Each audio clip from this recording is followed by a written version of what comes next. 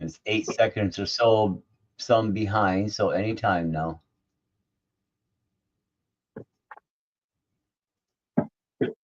Oh, it looks like I may be live with you. Well, that's okay. Because I am If you showing want, you can just jump out of the studio for a few minutes and come back if you want.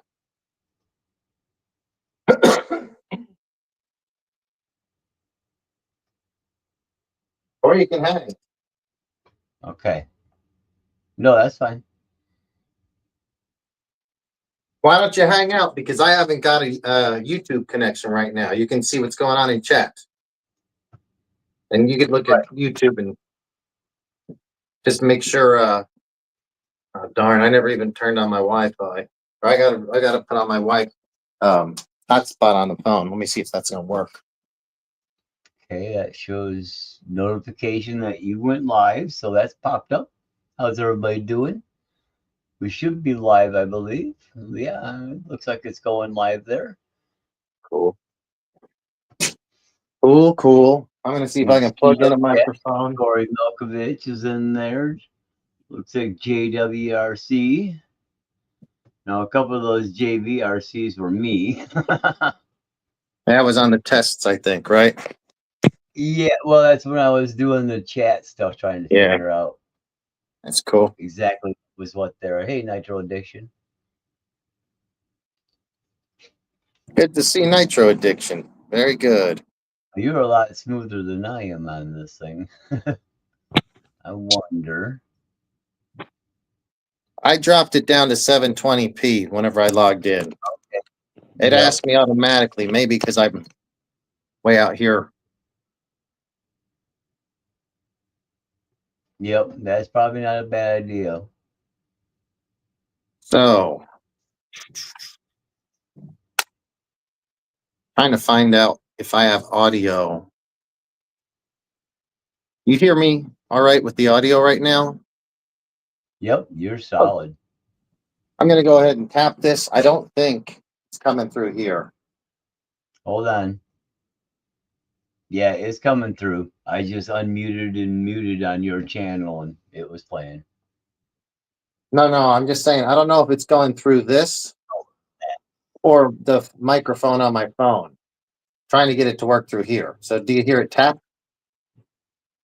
No. Yeah. Same thing as yesterday. It doesn't seem to be working. My microphone don't. I'm going to have to go on Amazon and order another one, I guess. Bluetooth, you might have to repair it. You know, not repair it, fix it, but repair it to the phone. Do a pairing process to the Bluetooth setup. Yeah, I don't know. Who knows what's up with it? It's all right. Hey, what's everybody else doing out there tonight? A few folks in the chat for the first time. All right, guys. As you can see, we have something a little different going on tonight. It's very cool. This is the first. Me and Flappin Lips have been talking about doing this for like a year. And we finally got around to trying it today, and it seems to be working pretty well. I haven't logged into my YouTube yet, so Flappin, if you want to say hi to chat and see if there's anyone out there, feel free. I'm trying to log in still. There we go, and get rid of that. I'll show this view for a while. My desktop. Yeah, there's a few people in here. Corey and JW, Nitro Addiction. Looks like all that's in the chat for right now. What do you got showing right now? This is my desktop. Let me see. I'm trying to look at it now, and I'm seeing. Okay. Yeah. No, I just got to get this to update because I can see chat, but the video looks old. Okay, now let me see if I can bump out of here. I'll close that. Where do I need to go? Ah, I know where I need to go. Need to go with some eyeballs so I can see what I'm doing. Yeah, this thing says there's 7. Like, if anyone in chat is watching, let us know. Is there any live video right now, or is it only audio with a thumbnail? Because I'm trying to see it, but I'm only seeing. Oh, I guess I'm seeing it now. There we go. There. So I'm trying to adjust my zoom and hopefully it works. Yeah, it's working good now. I see it all. It's working, guys. All right. So yeah, great to see everybody. As you can see, this is something new. There we go. It opened it up a little bit better. Flappin Lips over there has got his. He's gonna be showing, I guess, some stuff on his workbench. I'm just behind the bench as usual. JW, Corey, Nitro Addiction, welcome. Love to have you in all the time. It's so good to have you guys here. Right. Great that you can see what's going on now. Yeah, no, I can see it on YouTube just fine. Beautiful.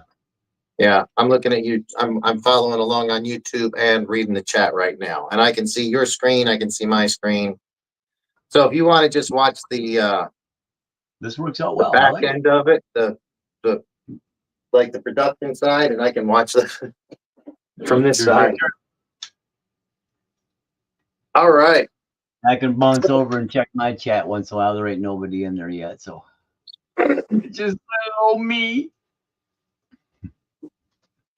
Oh, it's on your channel too. Forgot. All right. What we got going on? What's going on? Trying to get to all messages instead of it always shows top messages. It should just show all messages. I don't miss anything. Going live Sunday at 1 p.m. at the track. Says he picked both clutches going live Sunday. And Nitro's getting my Nitro Mugen ready for me. Oh, sweet. Oh, nice. Oh, just kidding. It's just a running joke. I see. But yeah, we'll see how this works out. It's fun. We're working from two sides of the country right now. He's up in Michigan, so it's a little bit later for you over there. How you doing tonight, Flappin? Good to have you in the show. Doing all right. Gonna be a little tired, but that's okay. This is kind of exciting. So I'll wake up. Yeah.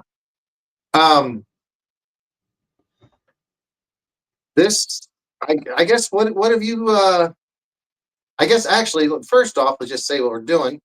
We got a split screen broadcast, and actually, we can do stuff with this new program that we got. We can add videos, we can show video clips and things like that. So it's gonna be, I think it's gonna, kind of class up the joint. Not too classy, but just, get a little bit nicer. And then we'll be able to invite more people on the show as well. So other people will be able to join in. I don't know if we're going to figure that out exactly how that works, but we're going to get that worked out. But so far, that's what we got going. Flappin Lips is on East Coast time, if I'm not mistaken. Correct. So why don't you go ahead and take over, talk about what you've got, or whatever you want to talk about. You can talk about what you got on the bench, or it's kind of what's been going on in your RC life. If you want to I think everybody here knows who you are, but if you want to introduce yourself, go ahead. Feel free. Yeah. Turned out, my old Flappin Lips. I got an RC when I was pretty young. Had a couple uncles that flew, so I was around RC a lot. Got my first RC car in like 78, 79, I think it was. Radio Shack Special. And been in and out of, RC since then. I was in it for a little bit in the 90s and then got out, was in it in late 2000s, 2006, 2007 when the HPI Baja come out. That kind of drew me back in. got back out around 2012. Then when Rona hit, I got put out of work and sent home to collect unemployment. So here I am. Yeah.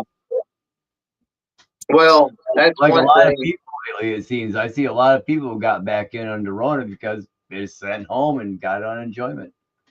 Absolutely right.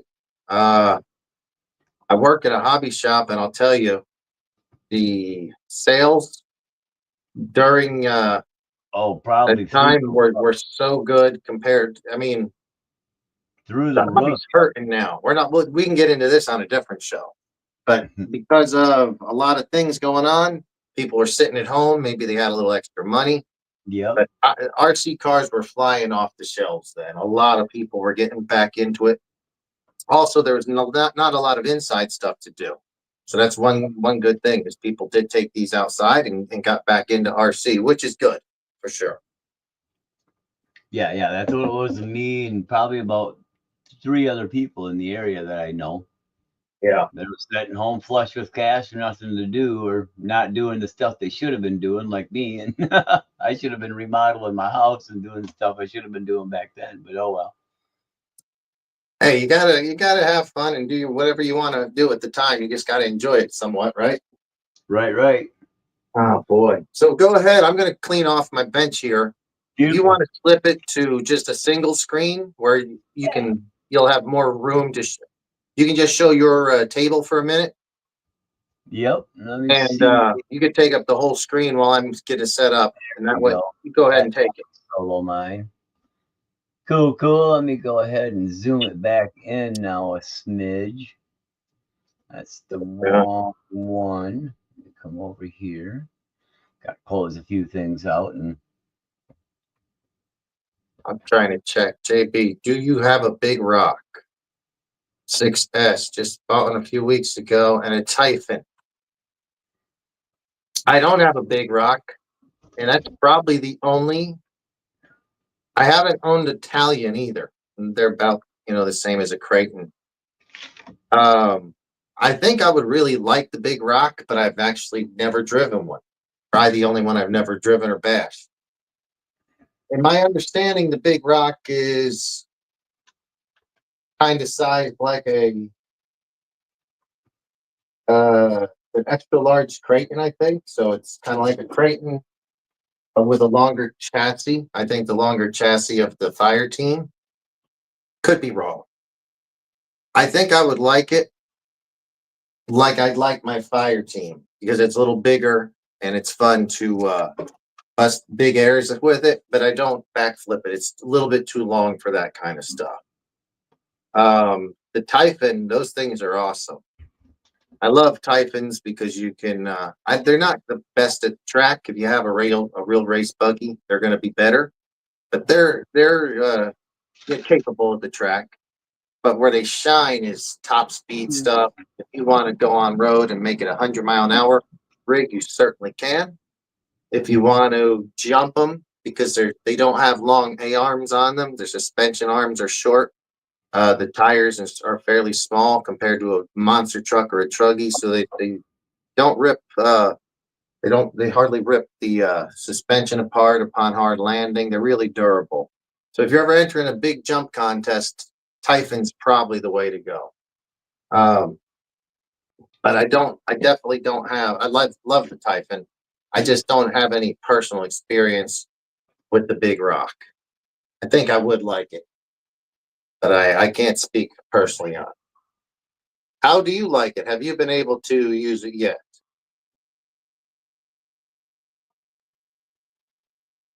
He says, I imagine this will post on both. I guess. I don't know. We're yeah, still yeah. trying to learn this, guys. That was a test. So when you post a comment on your own YouTube channel, Yeah. it does populate both channels. Oh, that's If great. you can type just into your YouTube chat Yeah, I screen. will. We'll post on both channels like that just did. So I'm going to just type a Let's see. I got real this. quick. Hi, guys out there. Let's And see we'll if he pops up. I'm wondering he should. I just got somebody up on my channel watching.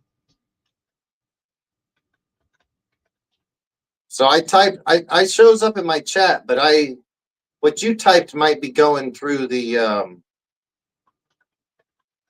whatever this new app is we're using. Anyway, I'm actually typing into my YouTube chat here. So let's see. So that should have said "What's up, V1Z," but I fat fingered it. So it doesn't look like his chat. Oh, there it is. Yep. He came up in the common chat too, and most likely on your. No, I don't see him. I don't see one. Okay, yeah, he didn't come up on your chat, but he does come up on the software chat. Okay, cool. So we can see both. Anybody typing in either of our chats shows up in this comment chat. All right. I just can't see the comment chat on your side because I don't have right. But that's right. cool. But All right, you'll see everything in ours and mine and yours in the StreamYard chat. Yo, Rocky Mountain Bashers. What's up, buddy?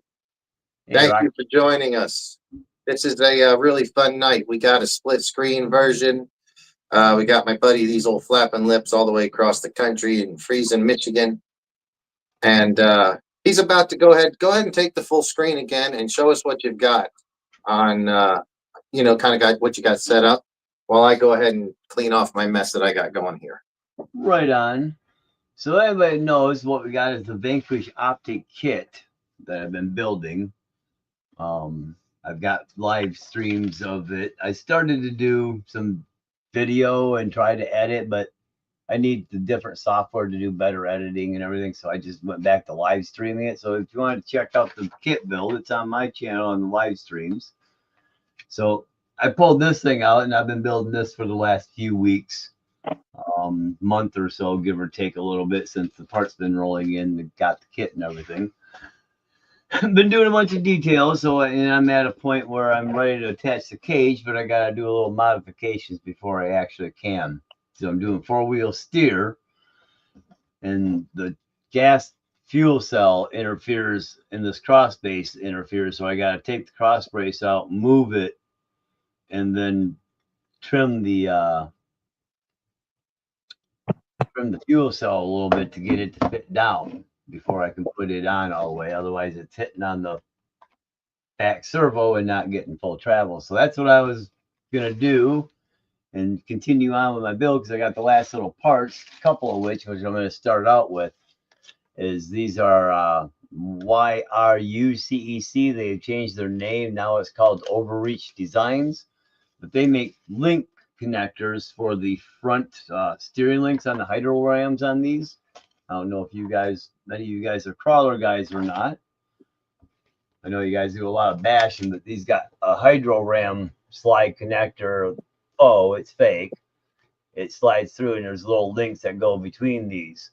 They're plastic, and you can upgrade them, and that's what these metal links are. They go between. You buy the Vanquish metal links, adjustable high quality metal links, and you put those together with the link sets, and there's your 2 hydro rams. So that's what I'm going to be doing here first, and get those installed so I can keep my tires straight all the time. And then I do have it set up for 4-wheel steer on this. That's why both of them are all spinning, because it's set up to do 4-wheel steer. So that's what I was going to be chicking on a little bit here tonight. Now these parts just got here today too, so in the RC, this is what I've been doing. It's winter here, so I don't get to get outside much. I love the winter. My hands not so much anymore, so I don't do a heck of a lot outside, except freeze and then lose use of my hands, which really kind of sucks. Yeah. Yeah, I moved from New Jersey about 15 years ago. It was pretty damn cold there. The reason I moved was because of the cold. Yeah, you know what the cold is from New Jersey. Yeah. Yeah, for sure. Now these are Vanquish metal rod ends. They're fairly pricey at like $33 a set of 4. but it's a metal rod end that has an adjustable brass ball that pushes into the rod end. Obviously, not really made for high speed stuff, but low speed stuff for wear and stuff. And it adjusts, so you can kind of adjust the tension and pitch on the ball. And as things wear out over time, you can readjust it and retighten things up. So they're kind of nice, like a little blingy, but really nice. So the trick I got to do to put these together is make sure these links are the same length as what they need to be. I need to get one of my rod ends out here. There. I got something to compare to. Open up my manual. Take a look a few pieces back. Does it tell me what those are? It doesn't.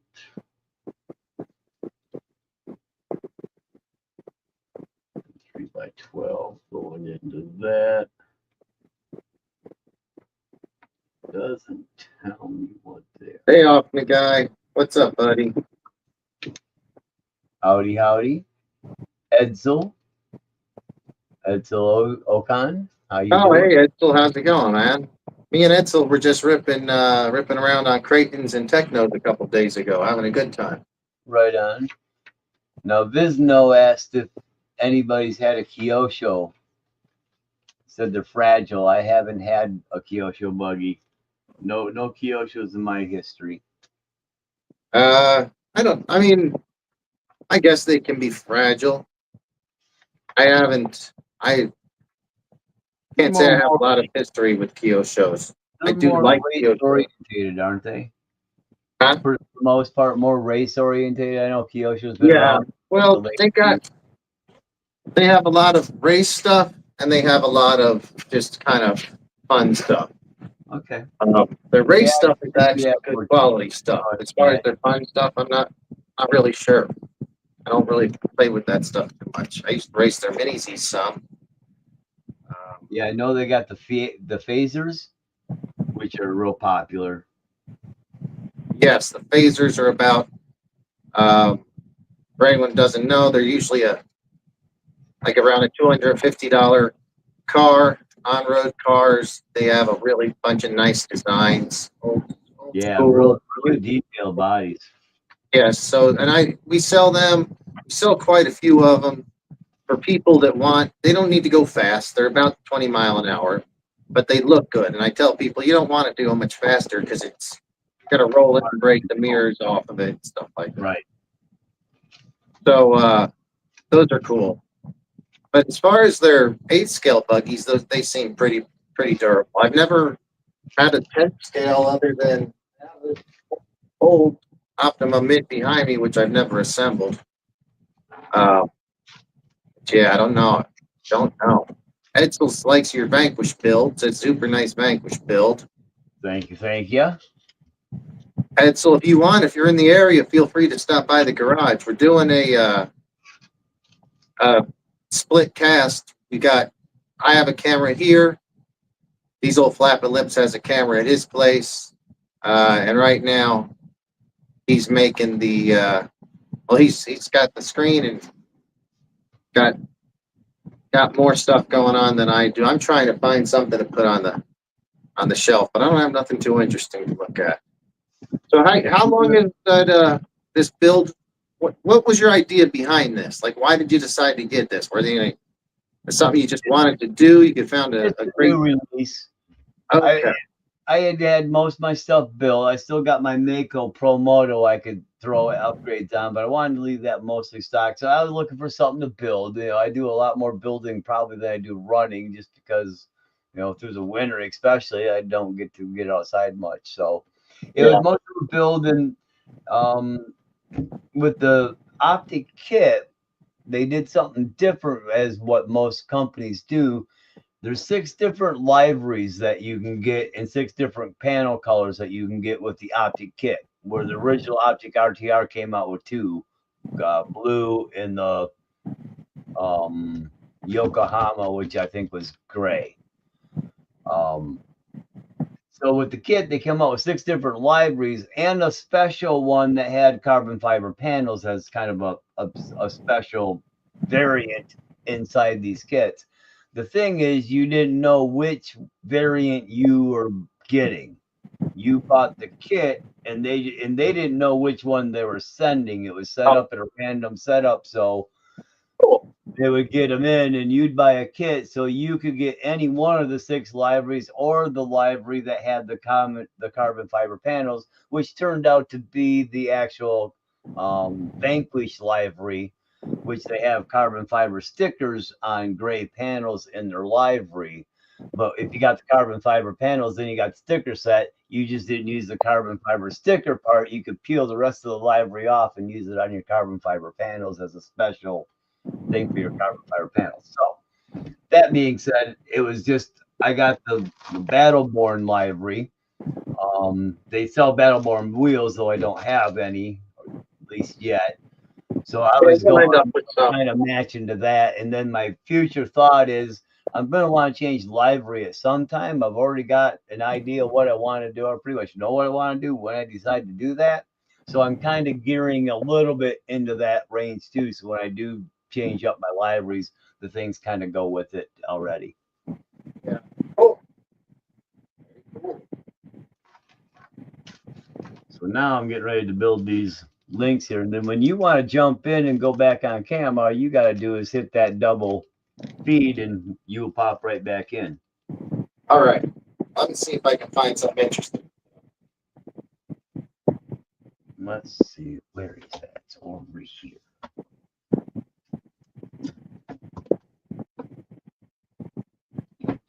Shoot.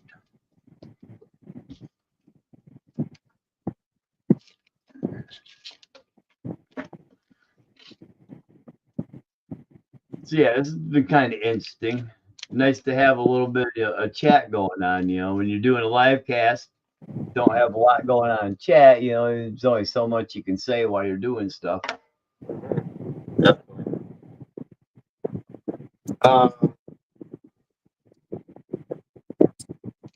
Anyone know when it's the release for this new losi Pro Moto SF?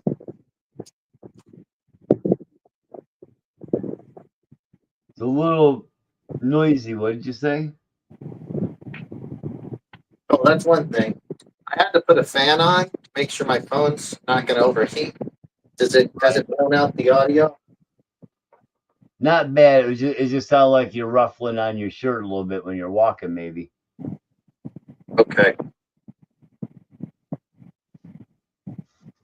So with these links, if nobody's seen them, you got the metal rod end, machine rod end, then your swivel ball, then your little brass keeper, it's your tensioner, and then a Allen key that goes into it. And that puts tension against the ball and adjusts how loose your swivel balls are. It's kind of a neat design.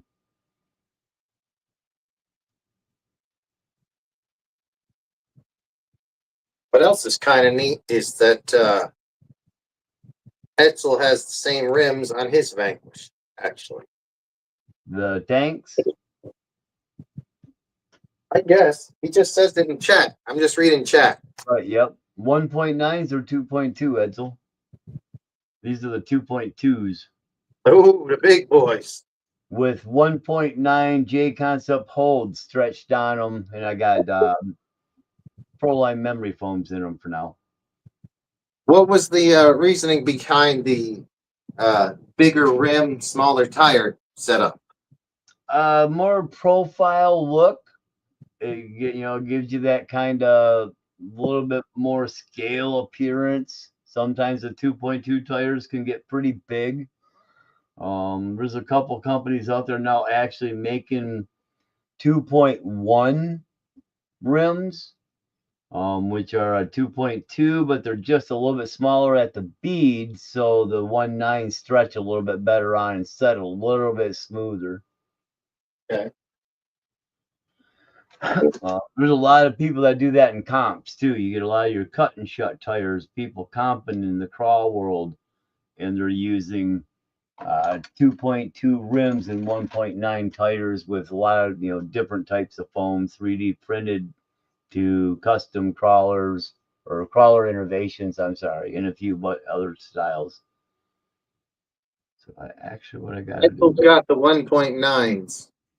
Often the guy asks what we are working on.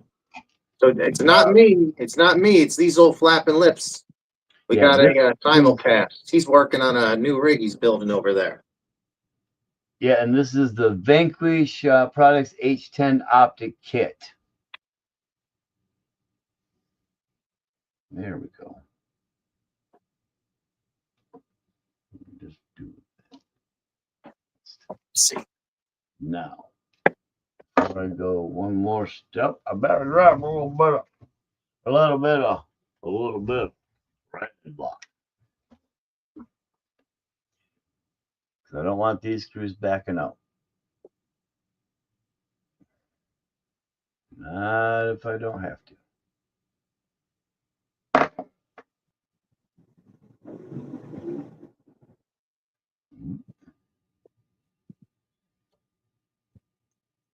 All right, guys, I'm back on screen. Yeah, you are. I thought I would show you some. We got these new Tusk billet race foot pegs. They had the, I guess you've seen that they raised the foot pegs probably a 1/4 inch or so on the new Promoto, which is a good thing. Then I bought these several months ago, actually. This is for my Honda.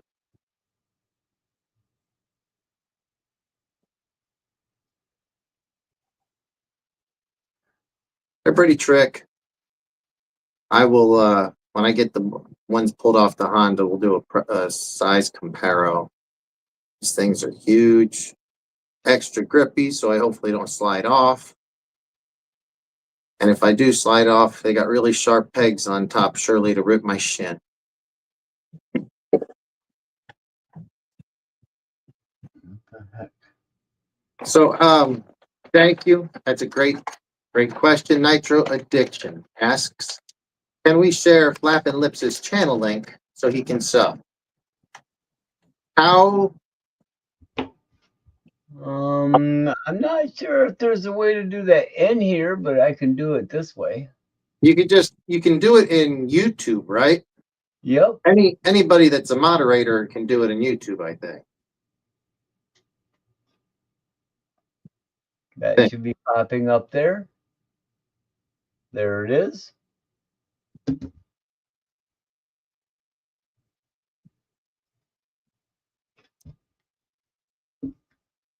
Well, that's the live, actually. So what we want is the channel. So what I need to do. Oh, I see. That pops up on the live, but it doesn't. Okay. So they can't really do that, though. It has to go through the live. That's pretty cool, though. All right. Yeah, give me a I don't know how you second. did that. We'll get it figured out. Thank you, Nitro Addiction, for asking. We should be on top of it and have our. I'm surprised this whole show came together like in the last couple hours. We had never even opened up this app until just earlier today. Let's see. All right, there we go. Now, remember earlier we were trying to find my channel and I couldn't find it. Now it's showing up but it was in a different area. Oh, okay. So if I do that and then do this and paste it in your channel, there we go. Because I'm a moderator in your channel, it'll show up. There you go. There's a link to mine that's on my channel. So now I come back to studio. I come over here, I hide that one, and then I come over here and show that one. So there you go, add HBF Timmy. So if any of you familiar with the HBF, that was the HPI Baja forum back in the day. And I was forum member Timmy's 5B. I'm not familiar with that. Yeah, it's like about 2009 to 2012. It was real big, when the Baja 5B came out and got real Oh, busy. okay, the 5B. Yeah, I know that. Hmm. So JW says lips ends to comment on your live, JB. I think he means, I don't know. And then go like that. Get rid of it. Oh man. So what have you guys been up to? Nitro, I guess he's been fixed a couple. Sounds like a couple of rigs got fixed with some clutches. So he'll be out there tearing one up hopefully Sunday. You know what'll be cool is we could do some freaking live stream bashing as well. That'd be a good idea. What I might do is open up a set of tires. I've had some tires for a long time. I haven't opened them up yet. Gotta check them. Actually, Oh, the Nitro Addiction subbed and commented on your channel, it looks like. thank you, gentlemen. Appreciate it.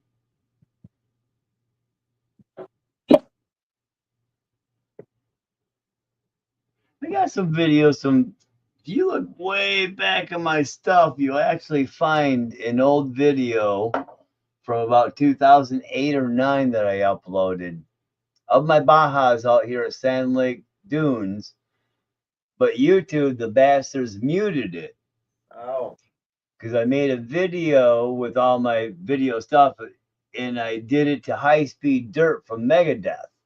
And I had the video edited to timing and all the changes of the music, so it was choreographed really well. Yeah, and they muted it, and you can't hear it. All you see is a bunch of jump clips, and it really don't make much sense other than it just looks like a bunch of clips strung together. But if you Yeah. start it and High Speed Dirt in another video at almost the same time, they'll line up, and you can listen to it and see my original concept. But yeah, it was like 2008, 2009, I think maybe I uploaded that. Cool. Cool. But yeah, I was in and out. Like I said, I got out about 2012. Got busy in a couple things around the state, around here in Michigan to deal with. So I didn't get a lot of stuff done. A lot of emptiness between those years. Yeah, I've been in and out with the hobby since around 1989, I think. I was a kid, around 14, and I've always had some kind of RC, something at one point or another. Like even whenever I was out of it, I still had a couple sitting back on shelf somewhere. But like you, during COVID, I had a whole lot more time to do shit, and so and also I was lucky. I have this big, like a church field yard near me, and they didn't seem to mind. So we were just out there ripping RCs. That's what kind of got it started again. I never had. I only had Tamiya's or Bashers. No, Tamiya trucks or team associated race buggies. Pretty much is all I ever had. I never had any Bashers until fucking COVID. And then I got one Arrma, and then that led on to a whole bunch more. These are my Tusk tires. I think these are hard intermediate. Plan to use these in the desert around here. These are cheap brand Tusk, but going cheap on this bike, guys. Gotta save some money. Save some money. Got a lot of expensive, stupid hobbies. So if anybody's, thanks, Corey. Appreciate it, bud. Pro tip here: if anybody's assembling these metal rod ends, take a moment and gently thread your Allen screw into your rod end seat, because if you don't, you may end up with an issue. Be careful, because you don't want to cross thread it either. It's a good tip. It's Did you learn it from experience? It's a .050 tip, so it's a standard tip for these Vanquish stuff. It's not metric for a lot of, some of it's metric, most of it's standard. Another tip. So you'll need standard drivers for some of the stuff, especially like these rod ends here. Yeah. I should have unwrapped these tires a long time ago. I probably had them like 5 or 6 months. They need to, that'd be hard to mount. Oh, they won't be that bad. They'll stretch out easy. So I guess on the next show I'll be mounting dirt bike tires. That will be fun. Oh yeah. Been a couple of decades since I've done that kind of joy. I don't think the tires have gotten any softer. No. No, steel beads were still pretty tough back then too. I done a couple on my bikes back in the day. So let's see. I've never used this tire. Never used anything by Tusk as far as their tires. Kind of a house brand, I think, for Rocky Mountain ATV. But I think that's backwards. for a bike, I don't really know how it's going to work out. And doing desert riding, this is just a definitely it's called a T45 EMAX. And it is for desert, intermediate to hard surfaces. So this will be cool. Right on.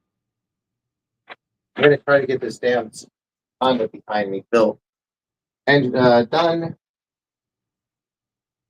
maybe by Monday, maybe tomorrow. Maybe not when I realize I got to put tires and shit on.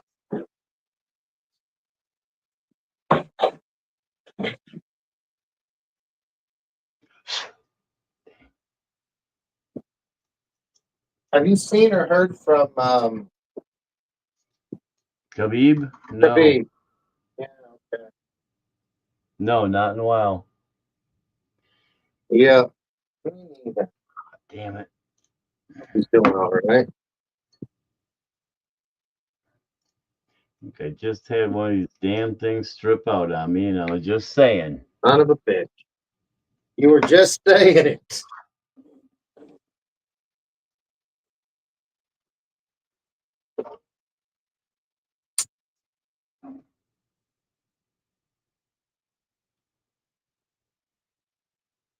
Is there a way to do zooming on the camera? I admit I can do it on mine because I've got individual control of my camera through Logi systems. I got a lot of cameras. I'm gonna see if I can zoom. That's far, but pretty far back. Get closer to it.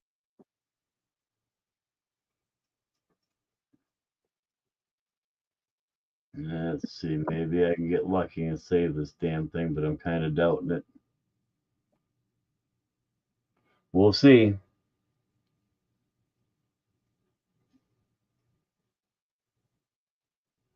What part is it that you stripped? Sorry, I can't. I'm having trouble seeing on the small screen. Yeah, and then I'm not holding it out there well.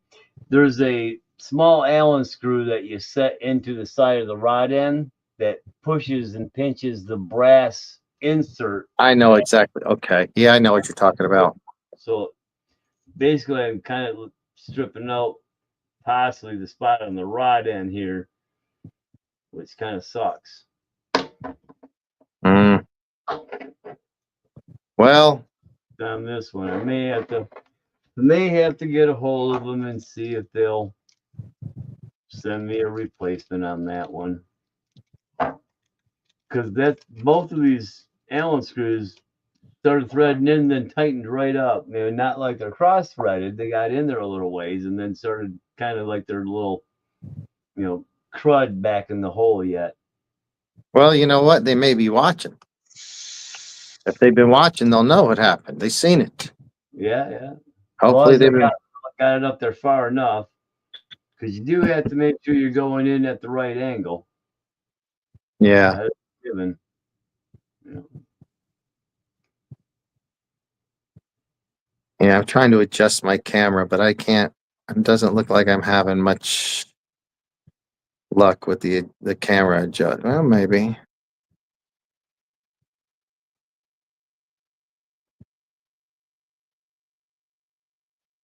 Looks like the right angle.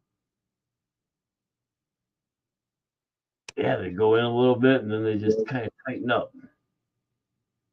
Mm. Got to kind of work it through a little bit at a time. They're anodized, so I don't know. Maybe the tolerances on the threads are pretty tight, and then when you add the anodizing layer, it gets just a bit thicker. Not quite sure. That's in there the right angle, man. It sure seems like it. Maybe.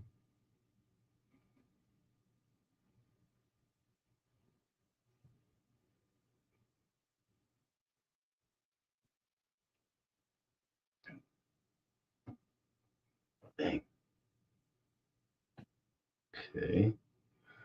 Let's see if I can get this one together now.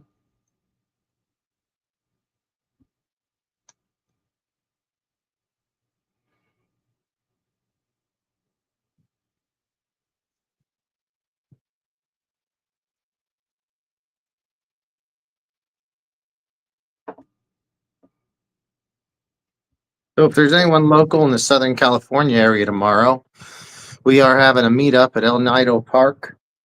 I was just there with Edsel. I believe it was yesterday. Edsel, if you're still out there, what's the plans for tomorrow? Let's go. I did not go today. I did charge up all my batteries, so I'm ready to go. And I will be bringing. I'm actually going to bring the Pro Moto. It'll be the first time I've actually brought it to the track, so that should be a handful. That will definitely be a handful.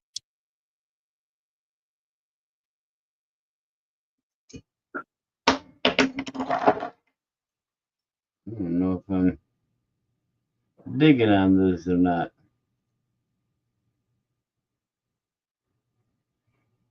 Seem kind of finicky to work. Yeah. What the hell? What the hell? Exactly. That's what I said. What the hell?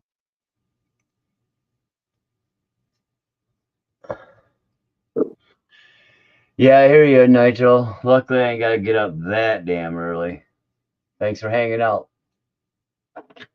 Nitro Addiction. I'm gonna try to be catching more of your lives. I guess you're gonna do a Sunday jump thing or something like that. Anyway, I'll be watching.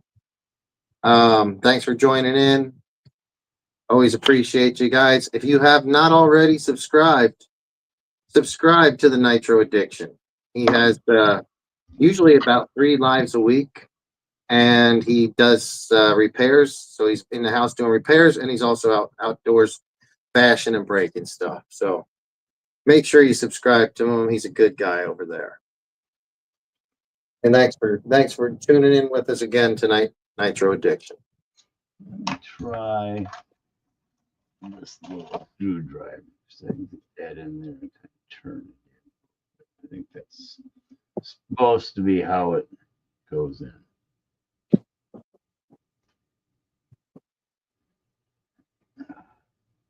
Absolutely, Nitro Addiction. You are the man. I still haven't forgot about the HDI parts Nitro Addiction. It's just not been, let's just say work has not been the place to where I've probably talked to the boss, the guy who makes those decisions twice in the last 6 months. So if it happens, we'll see. But anyway, thanks for tuning in again. I hope to catch your live later this weekend. Right now, I'm going to go ahead and adjust my Pro Motos. This is absolutely the best chain adjustment system. It's just scorched. I've not used every one of them, but what I've used is scorched is badass. Yeah, I'm having a little issue with these things. I never usually have too many problems, but these are being finicky as heck. Well, you know why?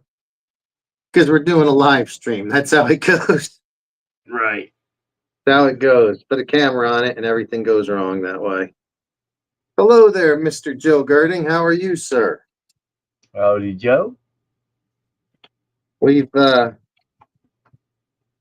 a real fun night tonight. I'm here in my RC garage. Flappin Lips is at his place, and we're kind of doing a dual stream. So you got East Coast and West Coast going on tonight. He's building, well, I'll let him talk about what he builds. I am just checking the adjustment on this chain, and then I'm going to lube it up, and I'm going to go rip and shred this thing tomorrow. I don't know why. I took my dog to the park, the Frisbee Park today, which is actually, it's a church right now, right down the road. Has a really nice big field, and they don't mind us playing there. And every time I go there, I'm like, I take my dog here. I should take the Pro Moto and drive it because it has really, really short grass and some dried out areas. And I find the really short grass works well for them. Okay.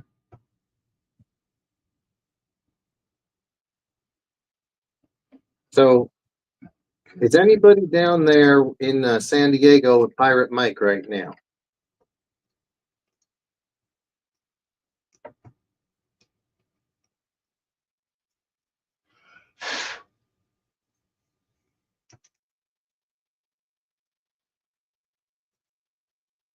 He is what, cleaning your Bromoto up a little bit? I'm Is that what just you're doing? I'm just adjusting the chain right now. Gonna give it a little clean. Got some noise going on in the behind the garage here, so Right. I gotta grab a weapon. My dog's ready to go too. Yeah, me, I'm just working on my Optic H10.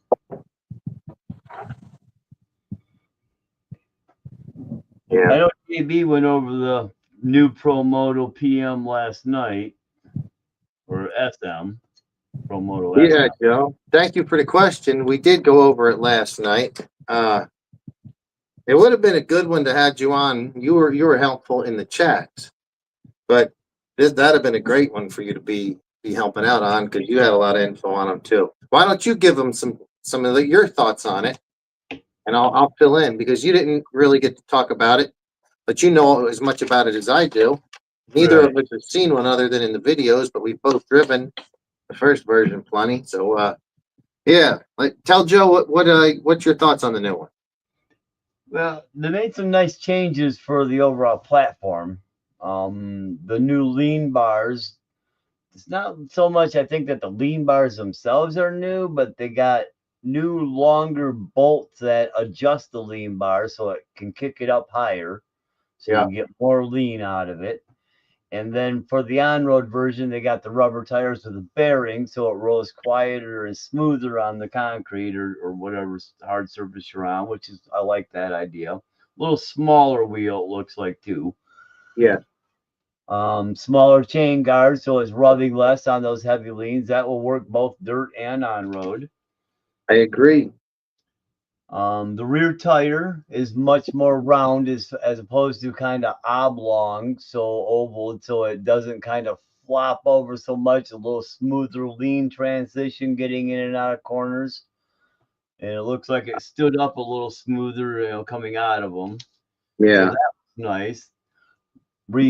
or redone front caliper. That looked nice, like it worked a little bit better, a little bit more like the trio design, if you will, where it's got the bearing in there, the cam spins on, and that bearing also acts as a dust shield. So there's that. Yep. Uh, Yep. That's a front good. That's fender's cosmetic, looks a good. good I like upgrade. the same thing with the handle bar guards. They're cosmetic, but they look good. Yeah. Um, You know what I'm actually doing right now? I'm not sure if there's It, much else new. Oh, because the of what you reminded me, they put a longer screw in their in the lean bars. And while I've got mine here, I'm going to go ahead and put some longer screws in there as well, so I yeah, can get as yeah. much. They got that special flathead screw to kind of push against the chassis a little bit, Well, as opposed to a normal screw. So, but yeah, a normal screw or even a like a get a motor one. screw that's got a longer thread base, but I don't know how long it is stock. I can't remember. Yeah. Well, I just pulled this one out, so I'll just put one in. It's a little bit longer. The thing is, it's got at the end of it, you can adjust it because it has what's the word? There's a hex in both ends of it. Right. The one whatever I'm going to put in, it's not going to have a hex in both ends. I'm just going to have to kind of guess, but that's okay because I want it to be. I'm just going to push them up as far as they can go. I think I'm gonna just have to. Ooh, seen Losi's vid. Awesome, dude. So hit the like button for JB if you haven't already. Joe Girding has seen Losi's vid and actually hit the button. Dang. I was wondering if you'd hit the button to buy one of those damn new Pro Motos. I thought that was what it was. Thanks for hitting the button anyway. Yeah, I messed this one up pretty good. Son of- I think I get a longer Allen screw right now, longer one. The next size larger in metric, it'll probably go in. Somehow or another, I messed up a little bit. Two of them are okay. Two of them are a little effed. Yeah.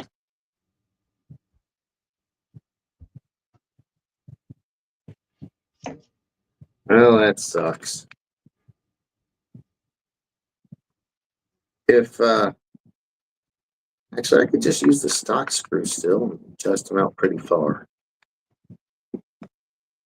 I might be able to save those two. Yeah, it kind of sucks. Sucks Yeah, that I just messed them up a smidge. maybe maybe they'll send you some spare parts. Yeah, I can send them a Damn, that message, let them sucks. know I had a problem with the screws and see what they do. The worst they can say is, no, man, you stripped them out. But I mean, it's not like you were really putting a lot of torque to them, were you? No, I was just getting them to start to thread in, and they started threading in very easy. But once they got in about 6 threads, they started snugging up like there were some rough spots in the threads. Yeah. But these were new anodized screws, right? Yeah, yeah, these are the rod ends that are new and yep, anodized. It ain't the worst thing. Wait till you hook up the battery backwards or something like that happens. Right, yep. I guess everything these days, or most of it now, you can hook shit up backwards and it doesn't even necessarily blow it up. Yeah, they've got the diode systems in there that kind of protect them, and for the most part, it can blow it out still, but Yeah. Everything I ever hooked up backwards blown up. no. That's my luck. What I gotta do is compare this to the size of the other one. And it's gonna be probably a number 2.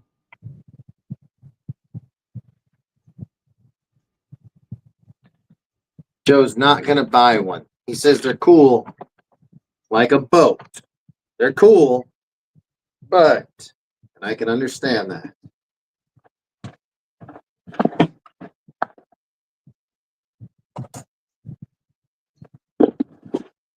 My Yeah. opinion on the new one, since you had asked earlier, is pretty similar to what Flappin Lip said. Initially I was disappointed. I was like, man, I wish it was a sport bike or a chopper or something totally different.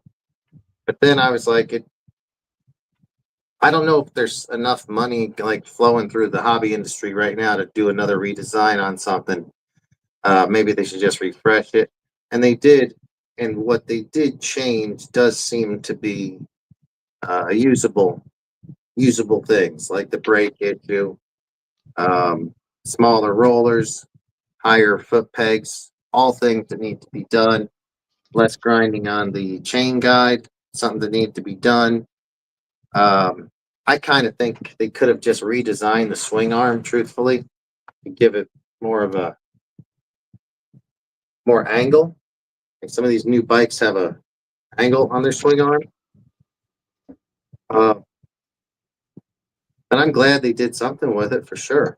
I'm glad, and that leads fairly likely that we may see some new ones coming up sometime.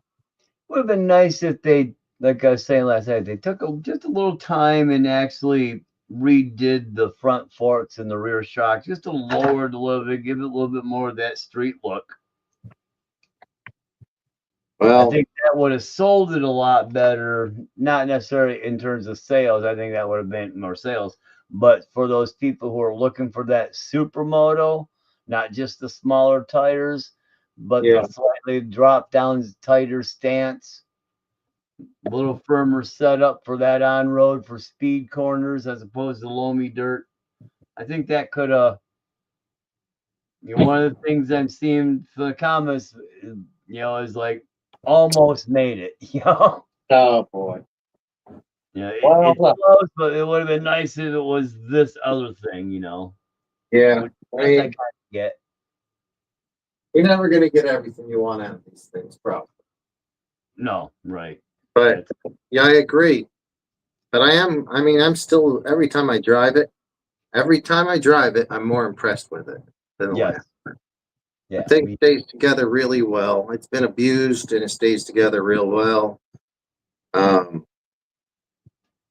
I've worn out many tires on it, and it's a, it's a great rig for Losi's because I don't necessarily think Losi are the strongest quality machines out there, but this is really strong. It's amazing the durability, Al. I've broken one of the faux radiators, but Yeah. that was on a hard hit landing on the head, not even crashing into the forks. And I have bent one of the original fork tubes just a little bit. So it's taken a beating, and I probably got 15, 20, pretty good serious run, battery packs on, probably 25, 30 battery packs on the Mako Pro Moto. And it's been ran pretty hard. I jumped that thing pretty decently. Not crazy, but I was at my bike track when I broke it, local bike track, Yeah. BMS.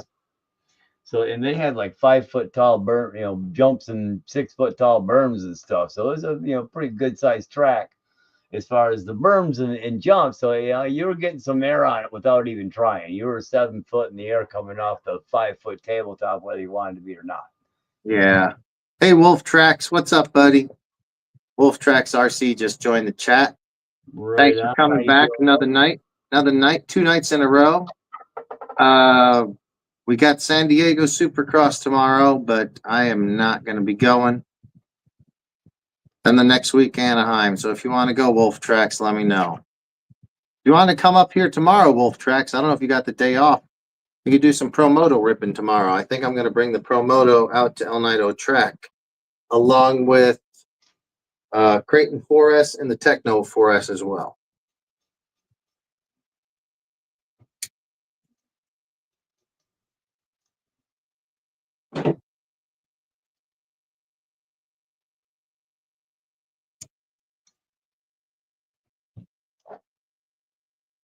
Let me see. Just put one on there for now. See where I line up.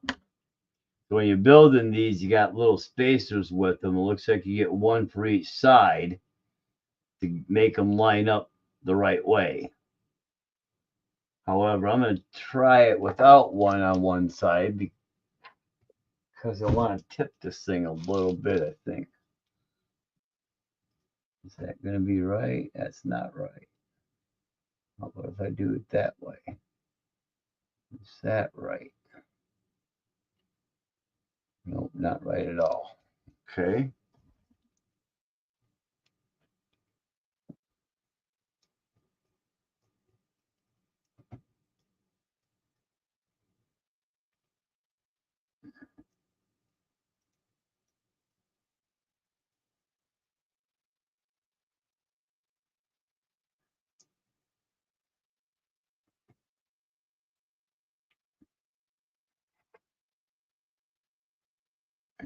Okay.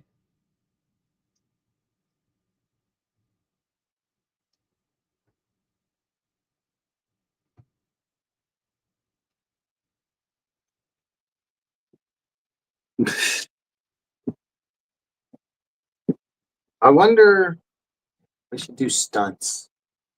I wonder if we should do stunts in the garage.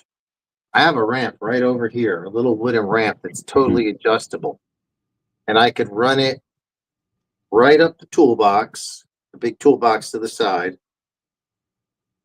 and then just have Jeremy Martin or Alex Martin, whichever one it was, on the little Promoto. We could see if he can do some jumps up to the top of the toolbox. That might be fun. Could be dangerous. Do it. Yeah, yeah. I mean, that makes it only probably more fun.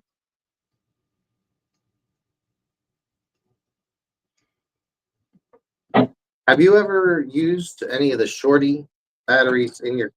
Anyone out there use shorty batteries in their Promoto? Yes, I have. You got that little foam bumper pad. Yeah, You stick that in the back, and then shorties, and I have bullets, so I had to make up a bullet connector. yeah. I did the same. I actually really like it. Worked out well. Yeah, Um, yeah. because I had plenty of those shorties from old 10 scale racing that I don't do anymore. They've just been sitting around for a while, so I'm glad to use them. Let me go ahead and throw this set on the rear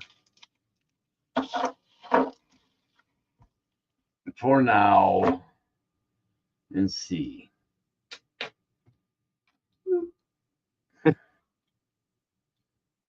Boy.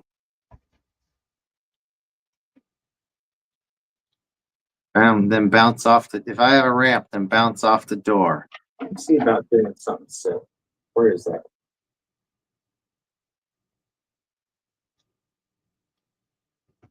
I'm gonna have to move a fan, dog carrier, and a ladder to get to that ramp. I'm not sure it's gonna happen. We should be doing some sort of stunt. Now that we got split screens, we can have stunts going on one channel.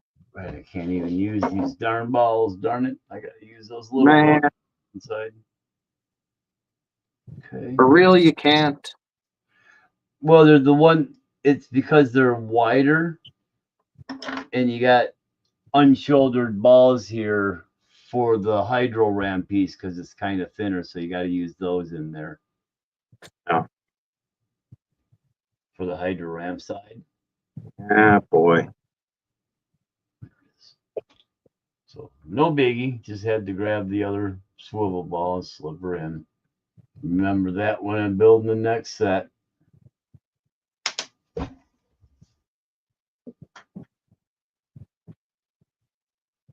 Kind of suck till I fix that or get a different rod end.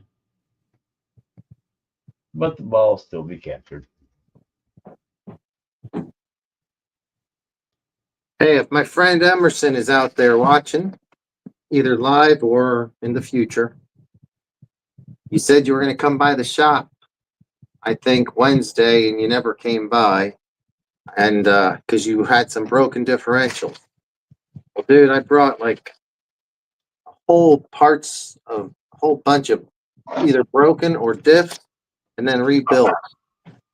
So try to come by next maybe Monday or Wednesday, and I'll hopefully have some different information or maybe parts for you. As for Emerson out there, he came by the shop on Monday. Thanks for coming by, Emerson. Good to see you. Come on now.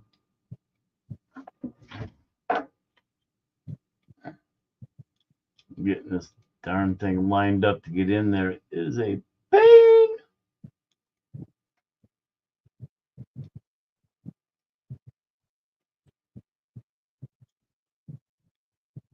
That is the right one, too. That's that one. Yeah, Joe says that never owning a Promoto, he thought that if someone could follow the Travis Pastrana, like his stunts or the people in his crew, that would be cool. I agree, it'd be cool. But I think one of the things that makes the Promoto work with this gyro or I don't know, whatever it is that does it, keeps it also from like being able to do stunts in a way, I think. You know, it kind of forces In itself. some aspects, yeah, I agree. There it is. Goodness. Getting that in place was a bear. Yes, it does it because the gyro and AV3 systems trying to keep it stable. It affects it in the air and jumps, so it can cause some problems for sure. So with the right ramp takeoff, you can do a backflip. Yeah, you can operate faster than the system reacts. And Yeah. What's his Okay. name? Used to he did a video with some backflips. I used to see him on our he used to be on the channel from time to time, but I haven't seen him in a while. Do you remember him? Who's that? Can't think of his name right now. I think he's from Pennsylvania. Oh He was yeah, great. Last I heard, he was at the race. He bought a losi A scale to race, and then he was going to switch to Mugen or Techno, and they had a big race out there. yeah. I don't quite remember who, but yes, I know who you're talking about. His name will pop in my head at some point. He was doing a lot of videos for a while. Maybe he got busy and got out of it because I haven't seen him for a while. JW asks, wouldn't the gyro prevent the backflip? It does seem to. I don't know if it's the gyro or the like Yeah. the flywheel or the electronic stability, but something tries to keep it from backflipping. I think it's a little bit of both. The gyro keeping it stable, and then the AV3 system trying to keep it from landing on its head, if you will. Yeah. Yeah, it's funny. I can't believe backflipping a dirt bike is kind of commonplace now. And I remember when I was riding, and not even that young, like I was out of high school. Me and my buddies were riding dirt bikes, and we're like, no one will ever backflip onto dirt. And at that time, there was only like a couple of dirt bike videos where people were doing backflips into like ponds or lakes or something. Right. And then how much has changed. It's unbelievable how much has changed in about 20, 25 years. Yeah. Now you're getting double back flips in the middle of 30-foot tall ramp jumps. Yeah. Yeah, JW. I don't know if it's the flywheel, the gyro, a combination. I have a feeling it's a combination of the electronics. Gyro would, because the gyro is keeping it upright but not rotational. It's keeping it stable so the wheels are tracking each other. Well, when you say gyro, are we talking? Do we mean the flywheel or no? Flywheel gyro, because that's you got mechanical gyro, but it's electric. It's the motor. So yeah, that's giving it like an inertia. Electronic gyro in the receiver system. Yeah, I feel like it would be more likely that it's the receiver system gyro that might be Yeah, combating a backflip. yeah, because the mechanical one is just going to keep it from wanting to tip sideways while it's doing the flip, which would be a good thing. So it ain't getting Yeah. halfway up and just flopping sideways and landing wherever, however direction. So yeah, and when you see them doing it, it does stay a really nice concentric, loop up and down. It doesn't get real sideways floppy. Yeah, I've never done it, but I might as well. I have nothing to lose and all the glory to gain, and an adjustable ramp over there. So maybe the next couple days, try to get a backflip knocked out on this thing.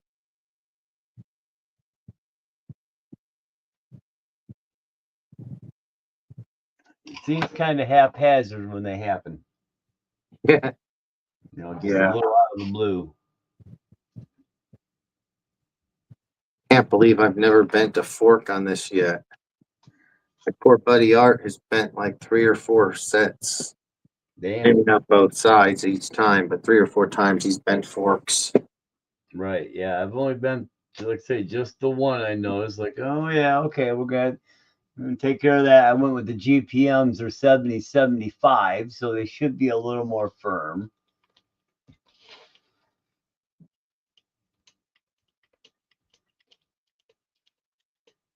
Even though I kind of messed up a little bit here on these rod ends, I think they're still going to work the way they're set up with this piece here, so that's all right. Wolf Track says that there's some people doing front flips. Yeah, you're right about that. Yep, getting some front flips out of it. I seen this one. I seen one of these that Travis was trying to did like this. So he jumps up his ramp and does a backflip and lands on a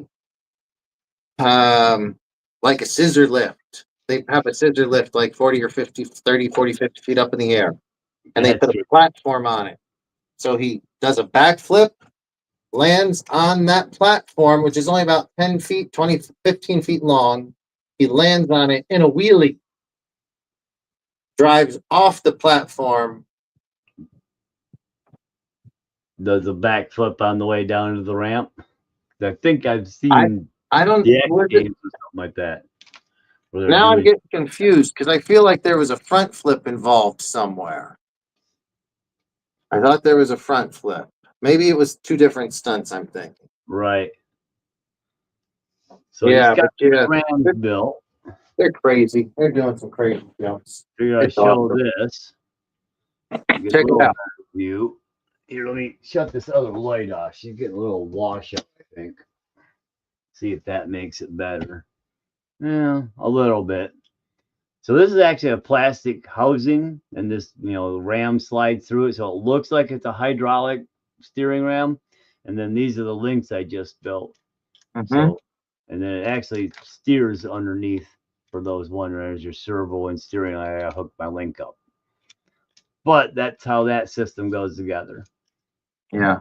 And then I got scale bolts in my top ends, and they'll have the aluminum knuckles, it sounds like, at the end of the month that I'll most likely end up with and end up on here. And I got 4 of them, so.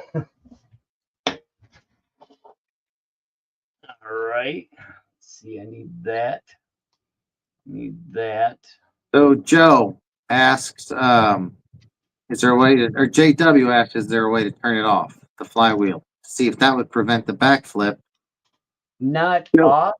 Joe says it can't be stopped fast, but no, you could just take the car, because the car will drive straight without the flywheel. Not without the mechanical one. You got to kind of spool it up and get it going and send it on its way to keep it going. And even then, it's going to be really hard without the flywheel spinning at its 22,000 RPMs.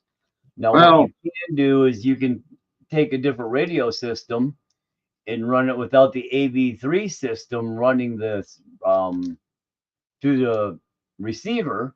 You still have the other gyro. You still want to get the other gyro going, the mechanical one, but you won't have the AV. Then you'll be able to do anything because you won't have that anything that you can do with the normal gyro running. because the AV6 system. So you'd be able to go up and hit the brakes and do the front flip or Yeah. gas it and do that because you don't have the AV3 system stopping it from getting out of whack. But you'd lose the wheelie, you'd lose the dirt, you'd lose the street control of it as well. Then it'd be more like the older Duratrax and Venom bike that had the rear wheel mechanical gyro and no AV3 system. So it still had a gyro, but it didn't have the electronic setup on it.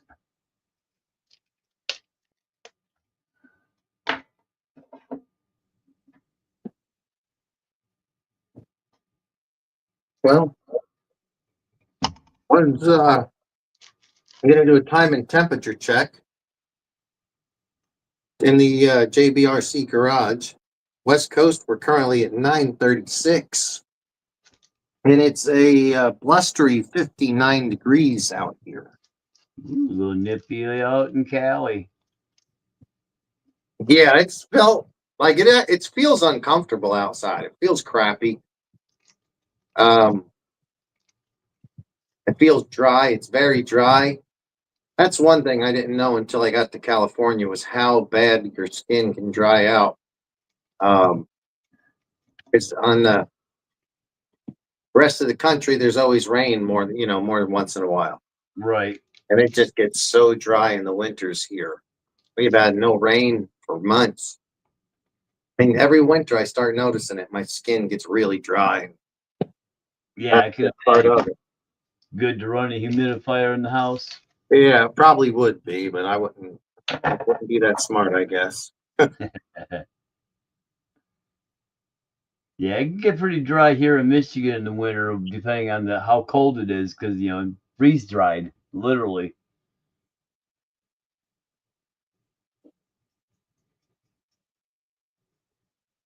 Yeah, I had to have messed up just the orientation of how I put those things in there. So I just gotta be a little bit more careful. Like, Joe Girding says it will not drive straight without that flywheel. It won't stand up. But I've done it because I've forgot to turn the damn thing on before and just drove off. I'm surprised you got going then, yeah, because I had Oh issues. no. Like I've done it several times, and it's always whenever we put it in. Like, so what happens is the guys I drive them with, they sit around forever and let their flywheels just spin while they talk, and that to me Right. runs your battery down. Right. So I turn my damn flywheel off while everyone's talking, and then we're like, okay, let's go, and everyone throws theirs in the gate. They take off and you forget, and yeah. So I just go, and I usually make it through to the first turn, and that's about it. But it's because you're accelerating really fast out the blocks trying to get started. So it's possible under the right circumstances to try the backflip with it off.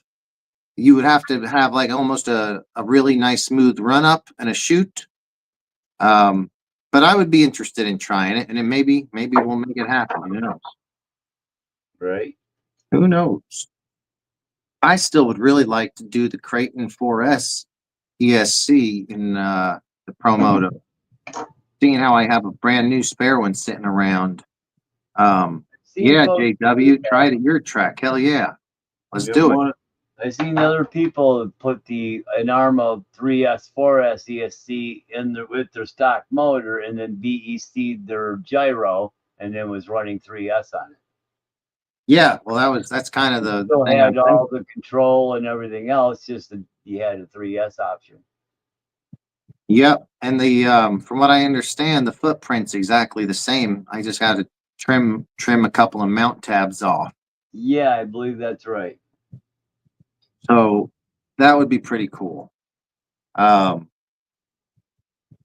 3S. Wow. I could see it tearing up tires. It would be fun, especially on pavement. It'd probably be fun. Right.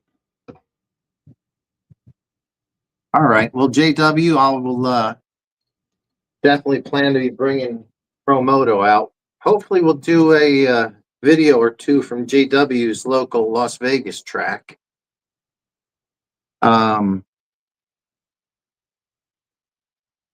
That's, I forgot when it is. February. I think I'm going to be there Friday, Saturday, Sunday. So that looks like 14th, 15th, 16th. I think you said that the change was on the 13th. So if so, I'll probably be missing the change.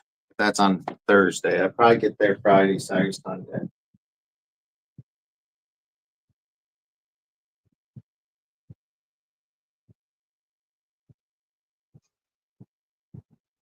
This is great. It's been a lot of fun, this show.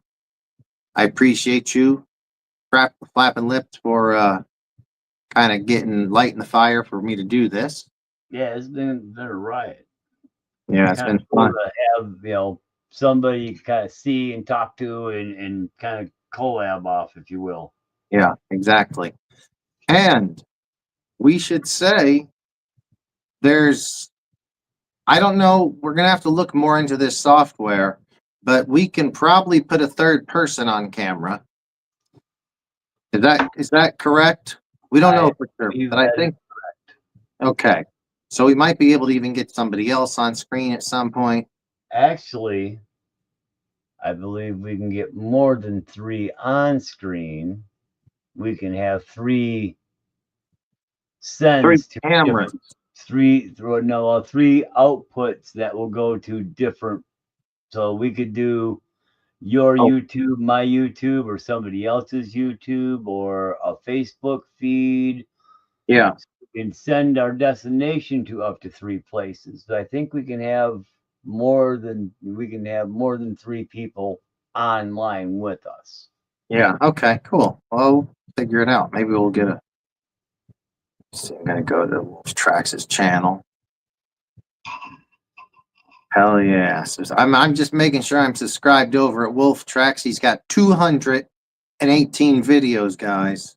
Crawler courses, obstacles, off-road track, radio control, scale hobbies, cool stuff. Go join Wolf Tracks RC's Right channel if on. you haven't.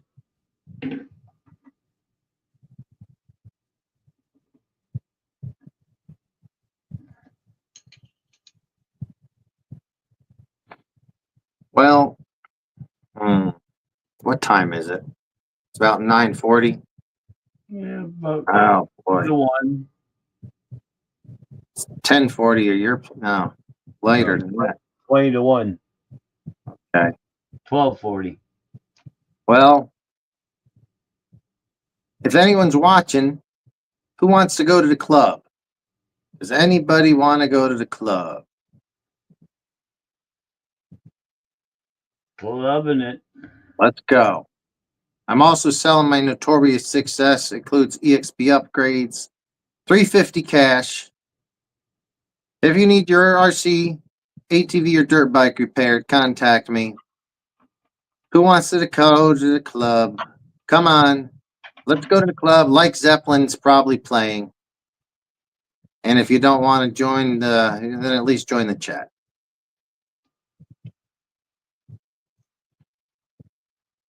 Mike Zeppelin, eh?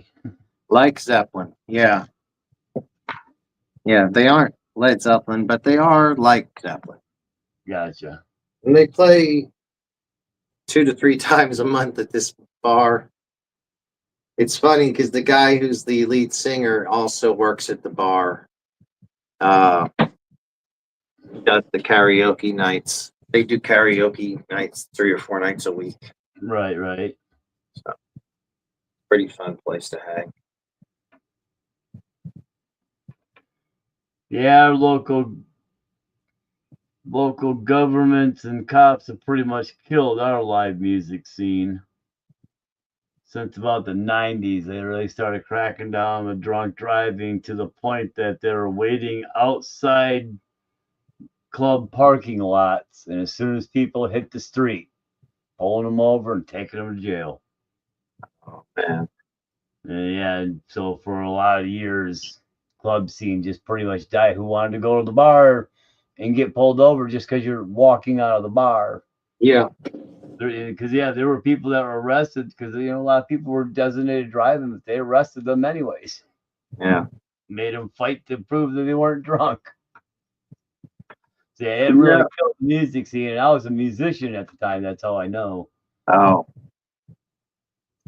Yeah, that sucks. Yeah. Queensryche is playing over in July in Las Vegas. That's guaranteed to be a hot time, July in Las Vegas. I hope that's an indoor show somewhere. I've been thinking about kind of debating on grabbing tickets to go see KC and the Sunshine Band. They're at the local casino here in a couple weeks. I would probably go see them if I had the opportunity, if they were local and it wasn't, wasn't too much of a trouble on a late night. I would do it. Yeah. Seems like it'd be a fun show. Yeah, why not? Why not? Check it out and report back to us. Hey, do a video, dude. You can make like a short 10-minute video, not a 10-minute, a 30-second video, and we can show these videos. It's so cool, this new program we were working with today.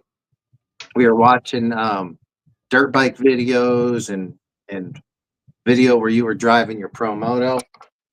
So that's cool. Hopefully in the next few weeks, I'll get this thing figured out and be adding a lot more videos to the live shows. Yeah, seems like it's going to work out pretty good. Like I said, it's just a matter of having your videos stored where they're accessible depending on what you're on, the phone or the laptop or. Yeah, I'm not going to be able to do it on the phone because I'm going to have to get a different camera is what I'm going to have to do somehow. Which, I don't know. We'll figure it out. We'll figure. Yeah, because you got right down the road. have some kind of wireless camera that you could tie into that you could have your phone tied into as well, like a Ring camera or something. Mm-hmm. So that way you have a feed on your phone that you could send into the software here to broadcast live. Yeah. So it's at the casino right down the road from JW, the Sunset Casino. I've not been to Sunset Station Casino. No, I've never been there. Yeah, that's where KC's playing at our local casino over on the reservation. Hell yeah.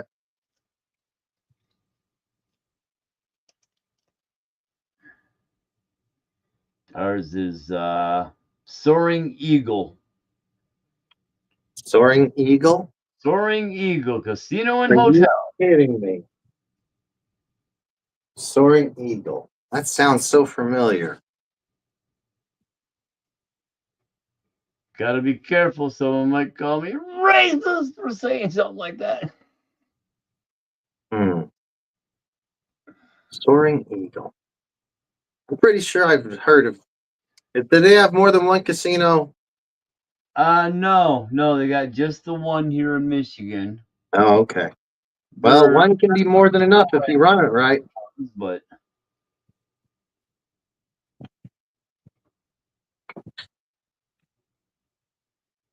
right. I'm gonna switch back to the together a lot better. So I'll run that set on the back. I'll have to turn around and get a different set screw and retap that hole a little bit, probably with an M2, maybe a 1.5 might work or an M2, and she'll be good to go then. It'll still work. That ball ain't falling out where it's at.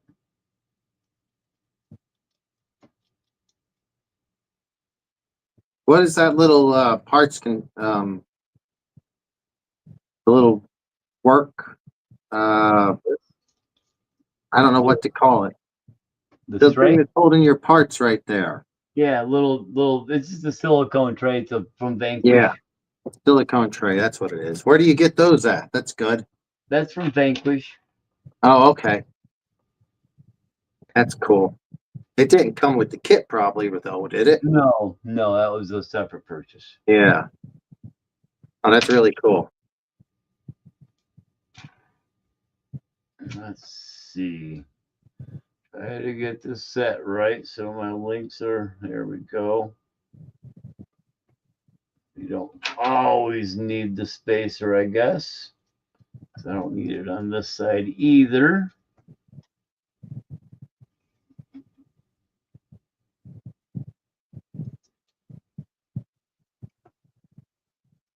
But yeah, this is kind of a cool little setup.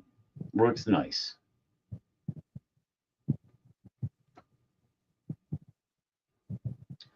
Leave it like that. We see how it looks for size.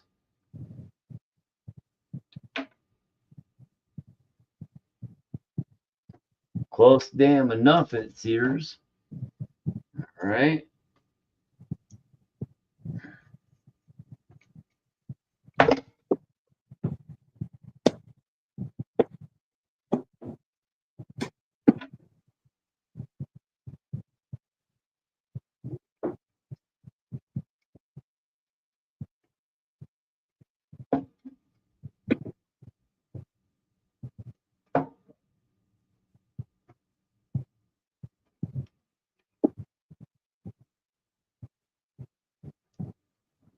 Come on, you dog, get in there.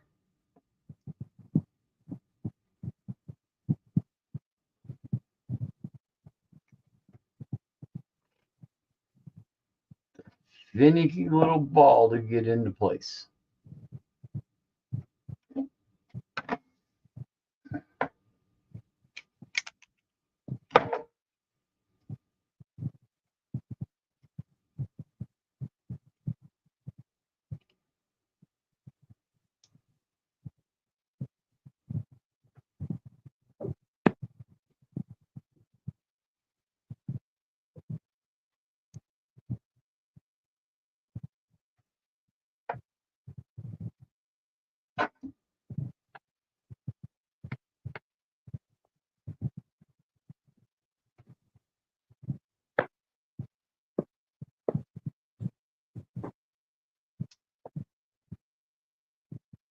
Come on, you little pecker.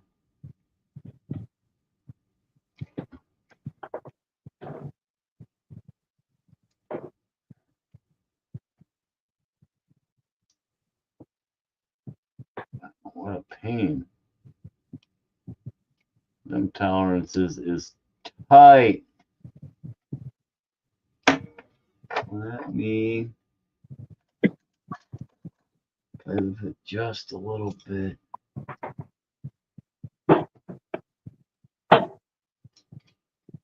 I'm just checking all my batteries.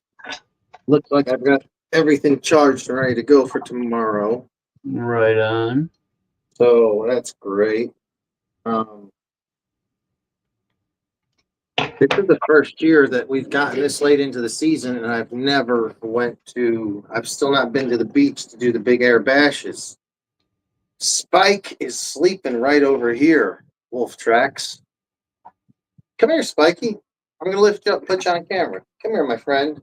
You don't want to come on camera. He's sleeping in his comfortable bed, but we're going to do it. Get over here, buddy.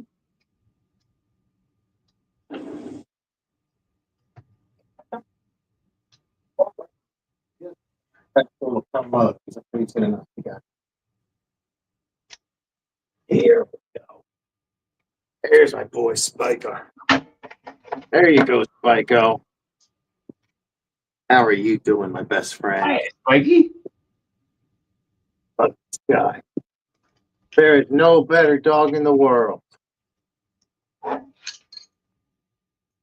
Man, what pain. This dog and I drove a truck from New York to California and did all kinds of adventures on the way, like sleeping in the gas station parking lots and stopping at the biggest ball of mud. And then we also looked for the biggest ball of twine, but we couldn't find that. We found the second biggest ball of twine, I think. And then there was a place that had apple cider and apple pies. We would drove like 150 miles out of the way, and it's closed. It looked like it hasn't even been open in 15 years when we got there. Right. But that's me and my dog driving cross country. It's good times, right, Spiky? Hell yeah, he's a good dog. Yes, you are.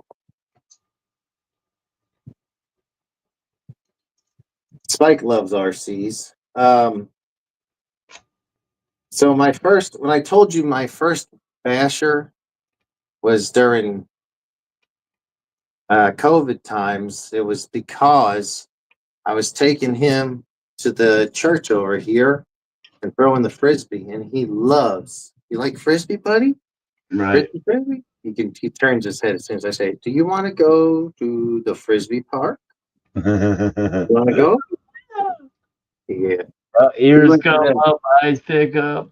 But we so I bought a Creighton 4S, the original Creighton 4S, and I stuck a GoPro camera on it. And if you look on my channel somewhere back about 3 or 4 or 5 years ago, uh, that's what I bought it for, was to have one that can kind of go through taller grass, at a park, not tall grass, and chase him down after I fling the frisbee out there. He would chase it down for like 50 yards, and I'd follow him with that thing and try to catch video of it.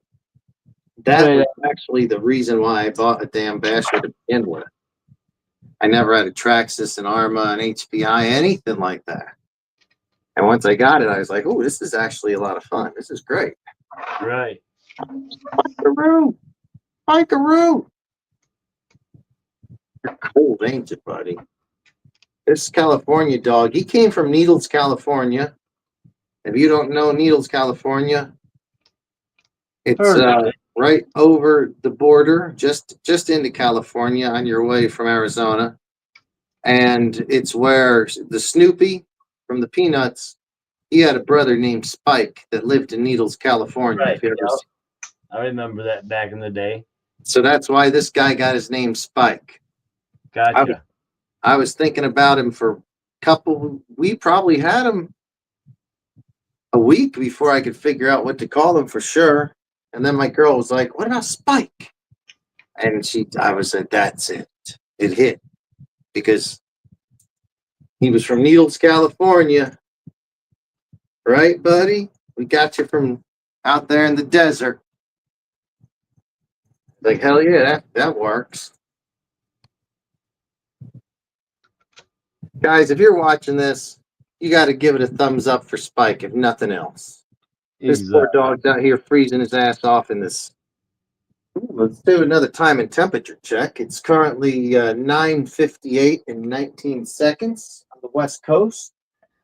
And we're still a blustery 59 degrees. Tim, over there in Michigan, would you like to check in with a time and temperature check over there? We got 1 a.m., 12:58 a.m. and 30 degrees. 30 degrees, okay. Midwest. Now in Chicago, I think they're going to be a little bit colder tonight than that. I think they're getting not below zero, but close to zero. Are you near Chicago? About 5.5 hours. So that isn't too close. Okay. Does that look the same to you? Like if you're, here, it's going to be like this, or is it like that? It's going to be like that. So if you're looking at the map of Michigan, this is kind of what you see.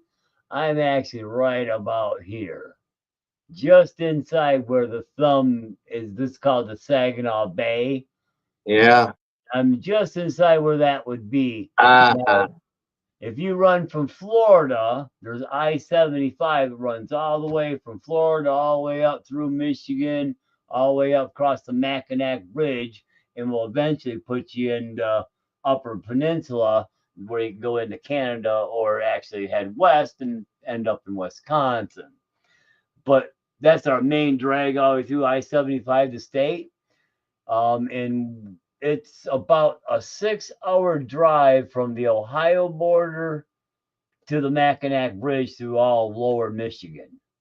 So we are a fairly long state. in that respect. But I'm about 12 miles west of I-75 in that little location. Hey, Brian, thank you for checking in. Brian giving us a time and temp check as well. I want to ask you, right after Brian's time and temp check, I want to use your hand map to show me where Sheboygan is compared to where you're at. The time and temperature where Brian's at is 12:59 in northern Indiana, 38 with a light rain, freezing rain mix, precipitation mix. So Sheboygan would be about here. Oh, okay. This would be Flint down about here, and Detroit about here, Grand Rapids about in here, and this up here is Traverse City. This is our far left loony left area for the most part here, and then here, which is Lansing, it's where all the nutcases in the state government survive. Well, to me, the name Sheboygan sounds like the fun place to be. So that's where I'll be going if I end up there. Sheboygan.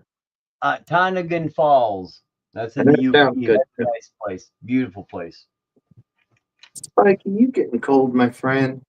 All right.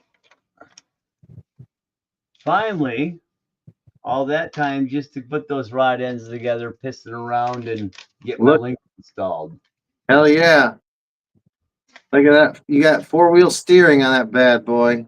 Correct. Beautiful. Beautiful. But yeah, they look pretty good. Look the part. Yeah, that's great. So do those, I think I already asked you or you explained it in one of your videos that I was watching. That steering rack is the actual, because that's not like a normal steering rack from just run off a servo, is it? Yes, but I'll show you in a second. It's a little bit backwards, if you will. It's got the servo behind the axle. So if you look at the front end here, you can see the servo is sitting right here, but it's actually behind the axle system. Mm-hmm. And when you go up underneath, you've got the servos tucked way up there. Stays on the axle, so the weight stays on the axle, keeping the front end a little lower, lowers your COG because it's not in the chassis up here. And then your link will connect to it right there, and that's your steering.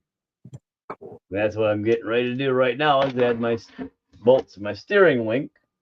So I got those into place. Cool, cool. So Brian says that he comes to Silver Lake Dunes in Michigan. Not sure if you know where Silver Lake Dunes is. Yep. When I did my video of my Baja back in 2008, that's the way at the beginning, early videos of my YouTube channel.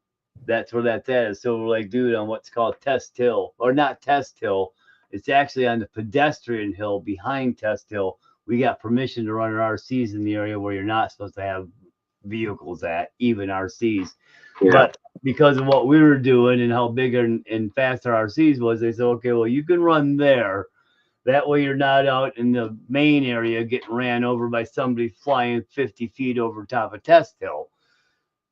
And you're on the other side where most of the public's at. Not many people walk over there. So he says he comes there all the time to ride his three-wheelers, which is awesome, and play with RC trucks. Yep. Brian, have we ever talked about, did you ever tell me you rode three-wheelers before? Because I've got a long and storied history with three-wheelers. I love three-wheelers. That was all I dreamed about as a kid. There's dirt bikes and three-wheelers. I've had a few three-wheelers. I don't have any of them now, but I had a 250R three-wheeler. Wish I still had it. The big red three-wheeler. That's cool. If you still have some three-wheelers, that's friggin' awesome, dude. I had some Ducati three-wheelers, but they never ran when I had them. Yeah, there's a couple guys out at Silver Lake. They've got drag racing three-wheelers. Oh, cool. And those suckers, I think there's one guy, he's got like a 900 Ninja motor on it. And that fucking thing just screams. That's a whole nother level. Michigan is home of redneck. And I'm a lifelong Michigander, so I can say that with pride. Oh, so Brian has a 200X, which is probably one of the more popular three-wheelers of all time. Not a full-on sport quad, but not bad. And then a 250R with a Mugen 360 big bore kit in it. Friggin' badass, dude. Mine was a 1985 250R. I bought it in pieces. It was a frame and then a box full of parts. And luckily, the guy blew it up when it was pretty. It still had the stock tires on it, even though I bought it in probably like 2004-ish or 2005. It still had stock tires because it had been blown up and sitting for like 20 years. But yeah, I love my 250R. I'm very jealous that you've got one, especially. I don't know. I might be scared of a 360 kit in it, truthfully. But that's pretty badass. Do you have any videos of that stuff, Brian? I'm not sure if you got like videos on your channel. Oh, I went to your channel just now. It doesn't have any videos. If you ever want to do videos of your three-wheelers, I'll be glad to check them out. Ha! Now I got to do a little disassembly. Man, Brian ain't messing around. He's also got a Yamaha quad. It's a Raptor. Yep, that's a screaming little right there. Well, they're usually 660s or 700s, but he has an 800 and an 800 and an 8-inch extended swing arm that he drag races. Right on. Badass.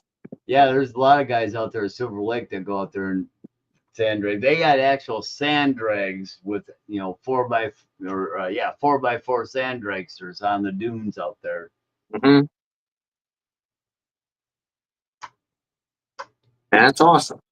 Yeah, it's Silver Lake in the sand. You got that coarse sand out in Cali, how it's kind of like broken seashells. Yeah. Ours is baby butt smooth. Yeah. Walking our sand, it might get hot on your feet because of the sunbeam, but it's smooth. It's just pure, beautiful, yellowy, whitish sand. It's just great to walk in. Check this out. Here's my. I was just going through some stuff. I got this paddle tire. It's for the. It's only been used once. It's pretty hard. I don't think it's going to dry rot on me though. I think it'll be fine.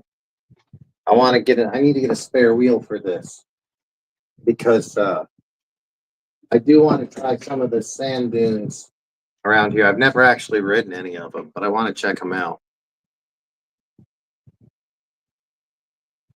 Brian Hodgson says he runs at Mears Silver Lake. He'll look for some videos. Awesome, dude. Yeah, man. Send some vids or pictures or anything. Yeah, it's in Myers, Doesn't have to be Michigan. anything special. Just post it. I'd love to see your rides. If I can now that we have this new city. Sorry, go ahead. Mears is the name of the city in Michigan where Silver Lake's at. It's called Mears, Michigan. Okay. Is that anywhere near Sheboygan? Nope. No, where you had Grand Rapids, and then you had Traverse City. You've got Sand Lake. A little bit north of Grand Rapids, almost due straight across the state from me. I mean, literally, I can go due west and I'll be just north of Silver Lake by about 10 miles. But it's a 3-hour drive due west, or 2.5-hour drive down here to get across state. Here's something a lot of people don't know. Michigan has more coastline and international coastline than California. Here we go.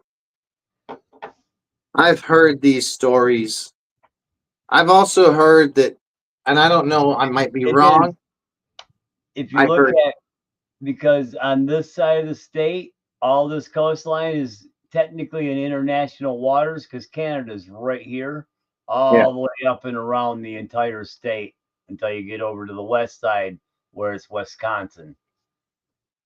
So yeah, we by linear mileage, we've got, I can't remember how much it is. Yeah. Quite a bit more coastline to water, but it's not ocean. It's inland lake, obviously. Well, I believe you, but I think I've heard something like that said, uh, either like New Hampshire or one of these other, a small North New England state. It's not very big, but it has a Right. lot of like um, where it jets out and back in, back out and Yeah, in, and out and yeah, in. yeah. I can see New Hampshire. Is that the one that kind of's got the big long hook that kind of comes out there? I believe. Uh, I don't know.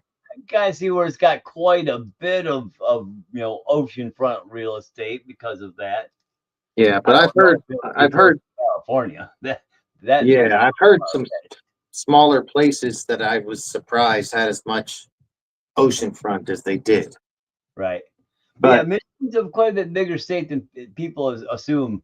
Like I said, if you were to drive from the border in Ohio to go into Canada and went straight north through Michigan, it would be about a 8.5 hour ride to get to the Canadian border from the Ohio border. So it is a long ride straight north through the state. yeah, Okay. mm, If I've got that off, move those up and out of the way. This should sit down here now. Like that. so Brian, um, so are you more of a three-wheeler guy between like with the 200X and the 250R? Like the Yamaha Raptor's obviously something that's newer, but do you like three-wheelers just because did you grow up with them, or is there some reason behind it? I had it, my history with three-wheelers and four-wheelers when I was young. I always wanted three-wheelers because that was what was happening right then. But my dad didn't really like three-wheelers. I didn't have anything until I was on four-wheel. Then I had Suzuki quad racers, the 250 and the 500, and I had a 250R four-wheeler, an 87 model. But I didn't get my 85 three-wheeler ATC 250R till well into like 2004 or 5, maybe even 6 at that point. Have you had them from longer than that, or did you kind of get them more recently? And if so, if you still see some around, gosh, they've went up in value so much, but I'll always be looking for another Banshee quad racer 250R. Anyone ever selling? Actually, you look at the bottom line right there. Somewhere it's right there, right now. It says I pay cash for your ATV and motorcycles, running or not. So reach out to me. I'm always looking for the next project.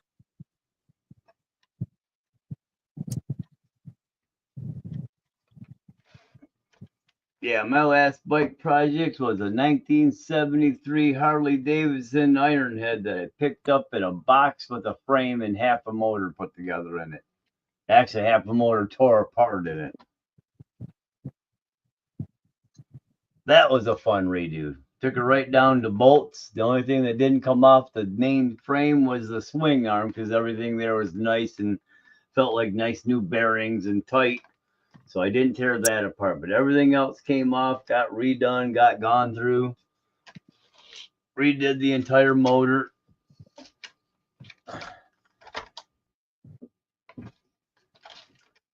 That was a fun job. Sucks that I can't really ride. I get about a Yeah, half hour and my legs are going numb because I got pinched up nerves in my back. So just sitting on the seat in a street bike, I'm numb, and then I come to a stop and I can't hold the damn bike up. Me and the bike laying on the ground trying to just hold it up at a stop sign. If anybody knows an Ironhead, they're 850 ass pounds and 900 of it's above the gas tank. They're fucking top heavy as hell. so Brian answers that he just happens to be a three-wheeler guy. So he's 55. Right on. And that would have been prime time for growing up during a three-wheeler era. He had an orange 73 Honda ATC 70. I think the first one Honda started selling was maybe in 69 or somewhere around that. I just watched an old YouTube video on it recently. That was an orange with flames on the tank. He had 3 Honda ATC 70s currently with born stroker kits from Dr. ATV running methanol. Oh, man. You don't screw around. That's go-go. Brian, I like that stuff, man. We need to get you in the garage or hey, can we just, we can get one of these cameras on Brian's garage someday. And Figure out if you have a couple of three-wheelers you want to show off, buddy. We'll get you on the show in the next few weeks. That's awesome. Very, very cool. God, I regret selling my stuff. I sold a 250R three-wheeler, an 84 Big Red that was really, really, really clean. I still had teats on the tires. It was so clean. Man, it just sucks getting rid of old stuff, and then you wish you had it because old stuff's hard to get back. Yeah. Yep. That's so cool. I can't ride that old iron head, but I'll tell you what, shit hits the fan, or we get a little sunspot that tries to shut us down like another Carrington event. I'll be able to have that bike up and running with just a couple pushes. Yeah, I know. That's scary. Scary thought. I don't know if I have anything other than, but a CDI box work still?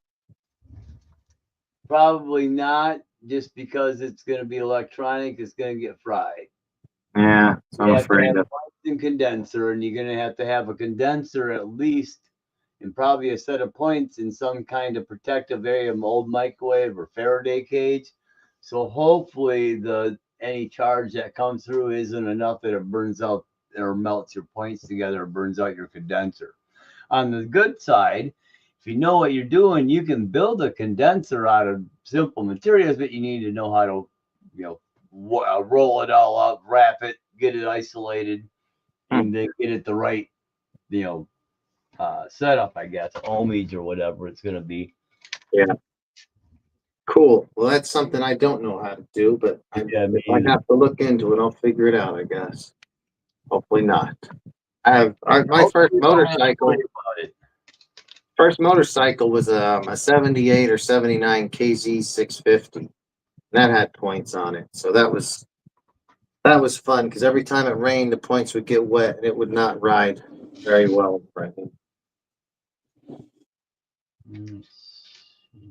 Yeah. So it is about 10:20 out here, and it's even later on your end. Yes, it would be. How long do you? I'm thinking I'm not going to be able to have a show. How long do you want to keep it going? You can continue on as long as you'd like. Right. Actually, I think the way this thing works, one or both of us can come or go. Right.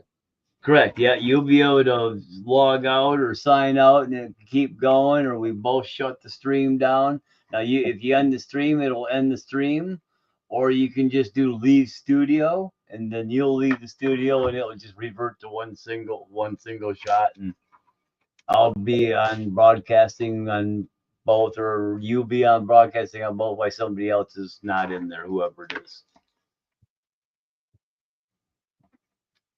Let's see. So Brian's first motorcycle was a CR80 Elsinore. I'm not sure the year.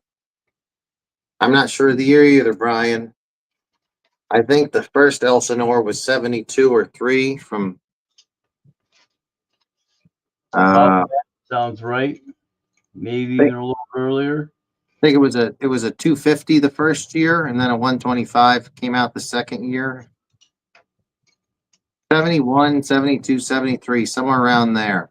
They were silver back then. They were not red Hondas. They were like silver and even had some green on them.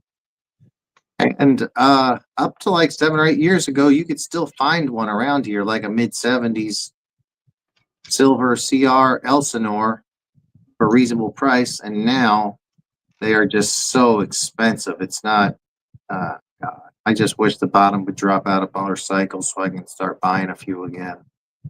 Right. Let me see. I gotta get a better look at this damn thing to figure out, get this bolt in place. Brian, do you remember if your Honda had that old Honda CR did it have like a plastic fenders or were they the steel aluminum style fenders? I guess like the steel fenders. Yeah, I think they'd be steel back in the day. Yeah, I bet if he got it in 79, depending on how old it was, if it was brand new, they might started to go to plastic then. I don't know. Maybe, but I don't think the plastics come out until the little bit later 80s, maybe mid 80s.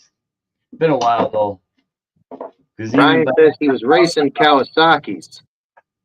yeah, by Somebody that put time, I was plastic. from high school out of bikes and chasing women playing music. Yeah, that sounds good.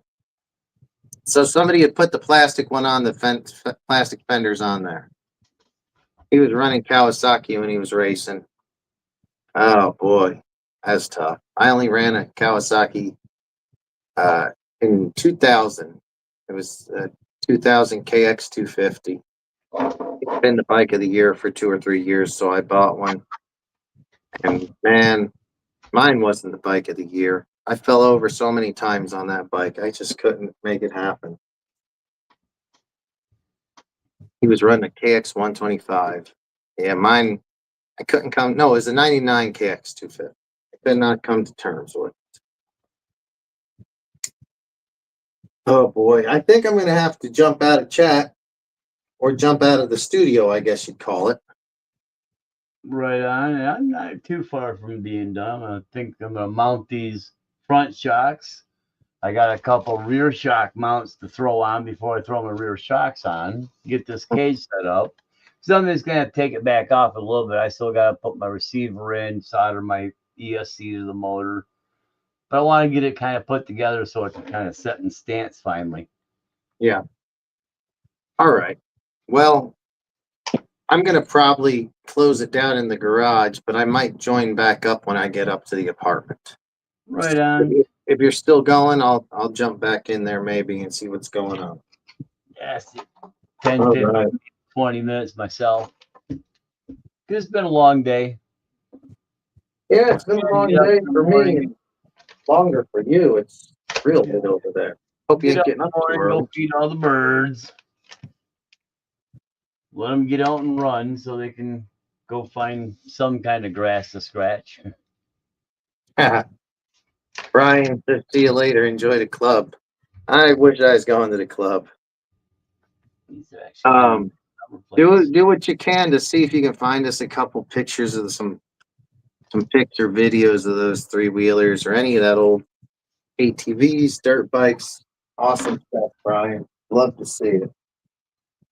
I don't think you were in the show earlier when I was showing my Tusk billet racing foot pegs. These are for the Honda CR behind us. I don't know why they're this color.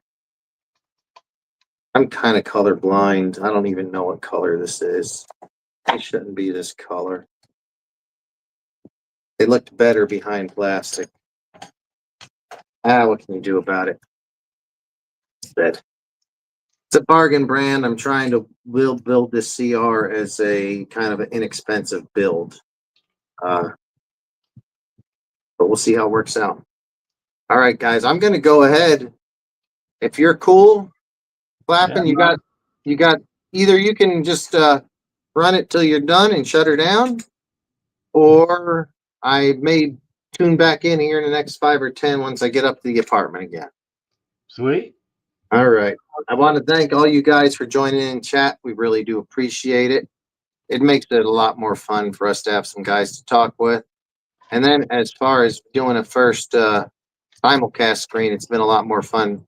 As well. We don't have anyone here in the studio, so having Tim over there in Michigan to talk with as we're doing projects has been really cool.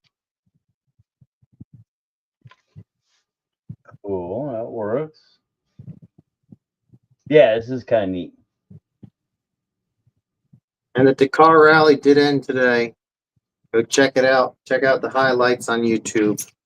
Really cool stuff out there. But yesterday's highlights were better. They were going through some bigger dunes. All right, guys, I'm going to tune out. I guess you'll have the screen to yourself, so get the full screen. Right on. You guys have a good night. If I don't see you later, please like, subscribe, and also go to These Flappin' Lips' channel, These Old Flappin' Lips, and make sure you're liked and subscribed over there as well. Appreciate that. And I'll try to more. So this would be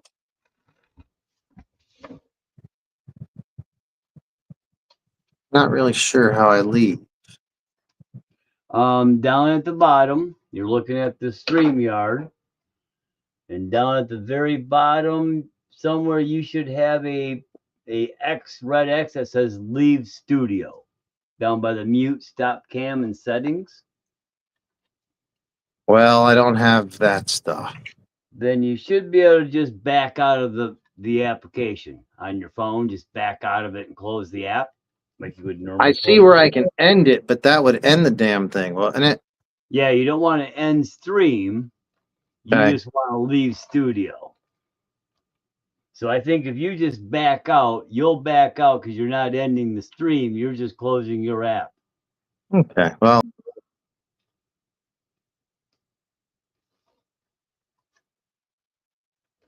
Go in there. There we go. It looks like he backed out. There. So yeah, that's how that worked. All right.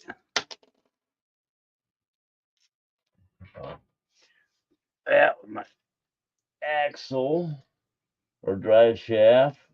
Okay, now get that lined up there. Get you in there.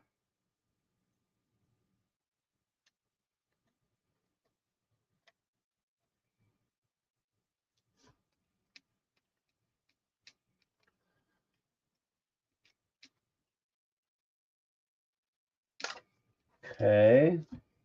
Now slip this back into place here. Making sure I'm phased right.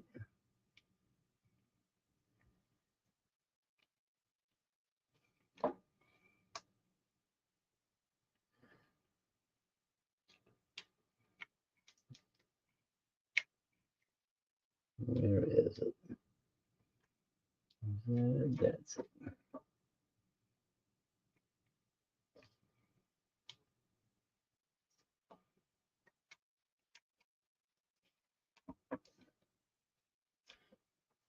Okay. Go ahead and get this other one on. That's got to go in the bottom hole now. It's out. These are two.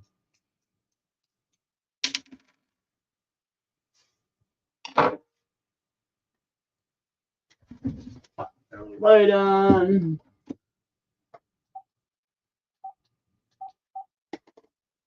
Okay. A little better. Got these rear shock perches, and they got a peg on them that you got to kind of work in the bottom hole so it holds it in the right orientation and doesn't spin or anything when you put the screw into it. And they're tight. They go in there very tight, but that's good. Okay.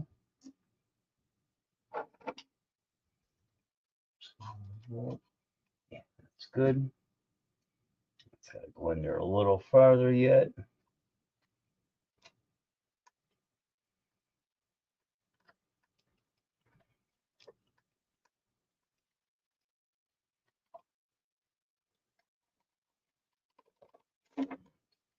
Push that into place.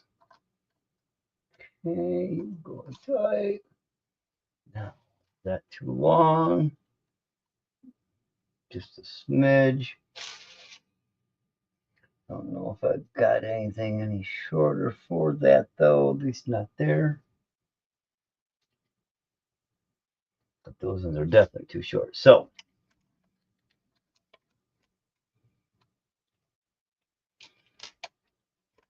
I wonder if that's why it gives you different lace plates, because it looks like that might interfere just a little bit pushing the shock that far back.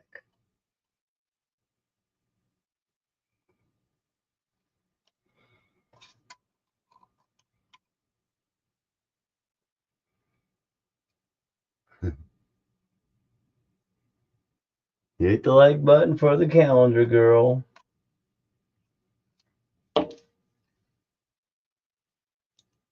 Yeah, I'm thinking that's why they send you new number plates, because they kind of get right in the way of the shocks just a little bit. Just sit in there right.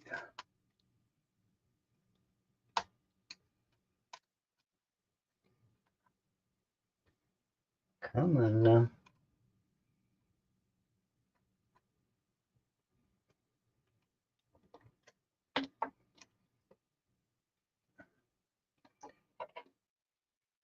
Just don't quite want to make it. Push it out. Give it a little bit of love. Squeeze here, love width here. Just to kind of make that get in there a little easier.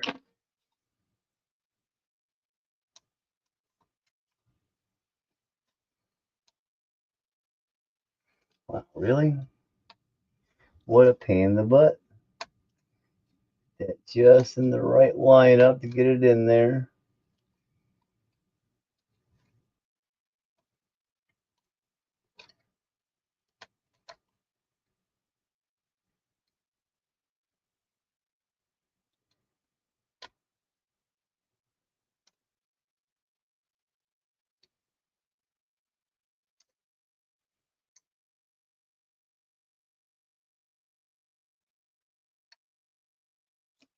Oh, come on now.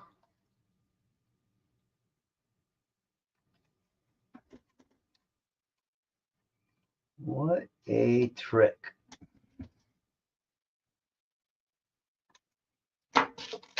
Okay.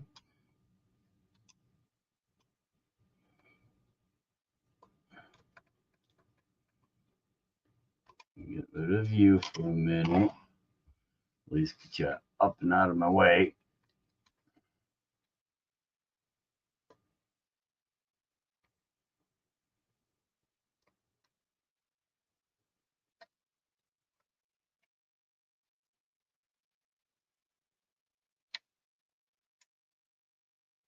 There it went, finally.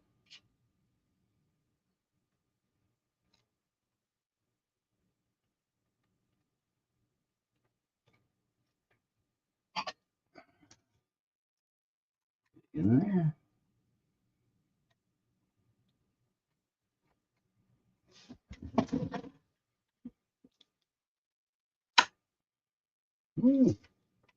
Snuggy, snuggy.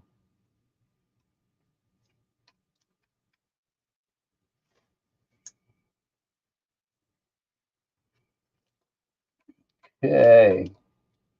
What a pain in the butt.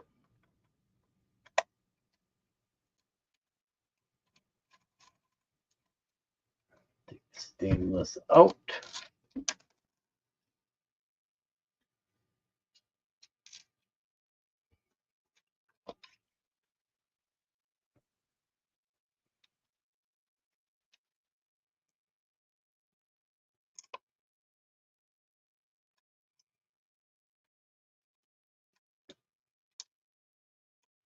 All right, do the same thing on this side, I guess.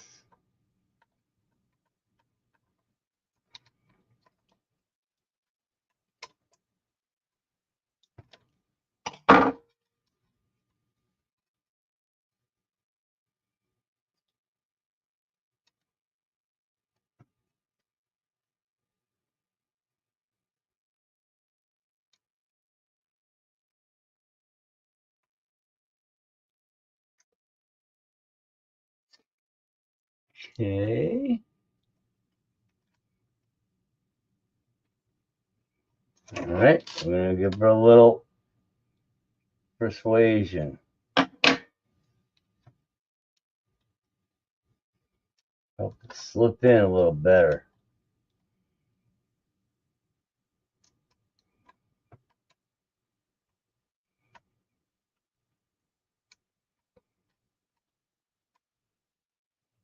Wow, these are fiddly. Get them lined up just right.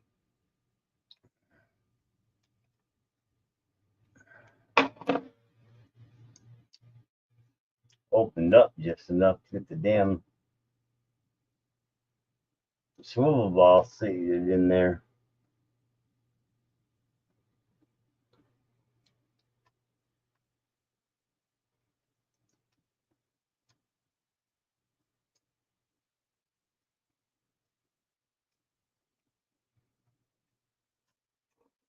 No kidding, huh?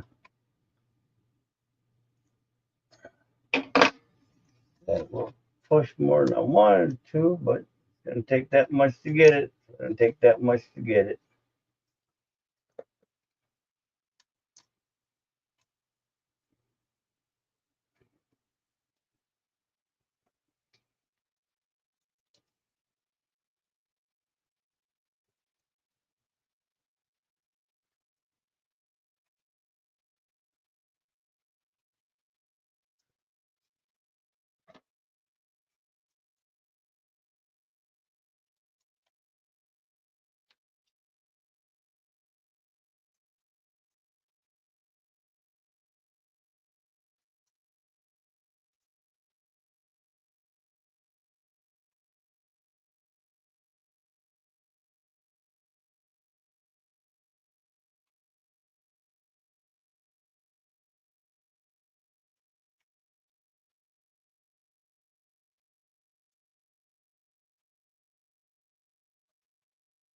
Let's see this one. Quite right.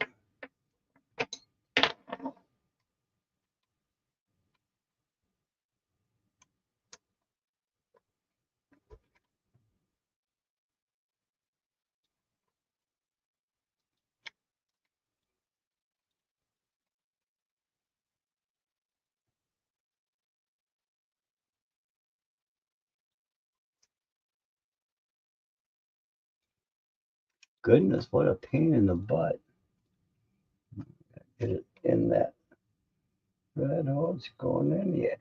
Okay, good deal. Now I can tighten it up. Over tight. Just tighten off. Hey, there it is. At least to a point. At least a good enough point where I think I can call it well enough for me for the night. A little ways to go, but not too far. Put these in there. Those out of there. Those in there. So, all right. Hey, no more shaky axles. All right. There should be. This is what I was installing back there. Kind of hard to see these silver shock mounts. They've got a peg down here that slips into one hole, and it's a tight fit. So you got to kind of really work them to get them in. So yeah, what we're running on this unit is raw 800 steering servos front and back. And then I just got the new Hobbywing Axe R3 Axe DSC and then the 2800 kV combo because the 3300 is a little too big to fit in this rig. So that's about that. And it's got excellent, I mean, that's excellent turn radius for, crawlers. They got pretty good. So not all of them are that good. So you got a pretty good setup to get them to, have that much turn radius. So this thing ought to turn around on a damn near dime with that rear steer. So cool, man. That gets us there. So I want to say thanks for checking out our simulcast. I'm going to go ahead and get myself signed off. I don't know if JB's going to pop back on here. I see he's maybe popping in. Yep, there he is. He'll be probably video in a second if he's going to video up. Hello. All right. Well, cool. Wow. Oh my God, I'm tired. Good place. Yeah, me too. It's like I said, it's been a day. I was up at 6:30 this morning. So. How does my audio come across right now? Does it seem solid. okay? Yeah, nice and solid. All right.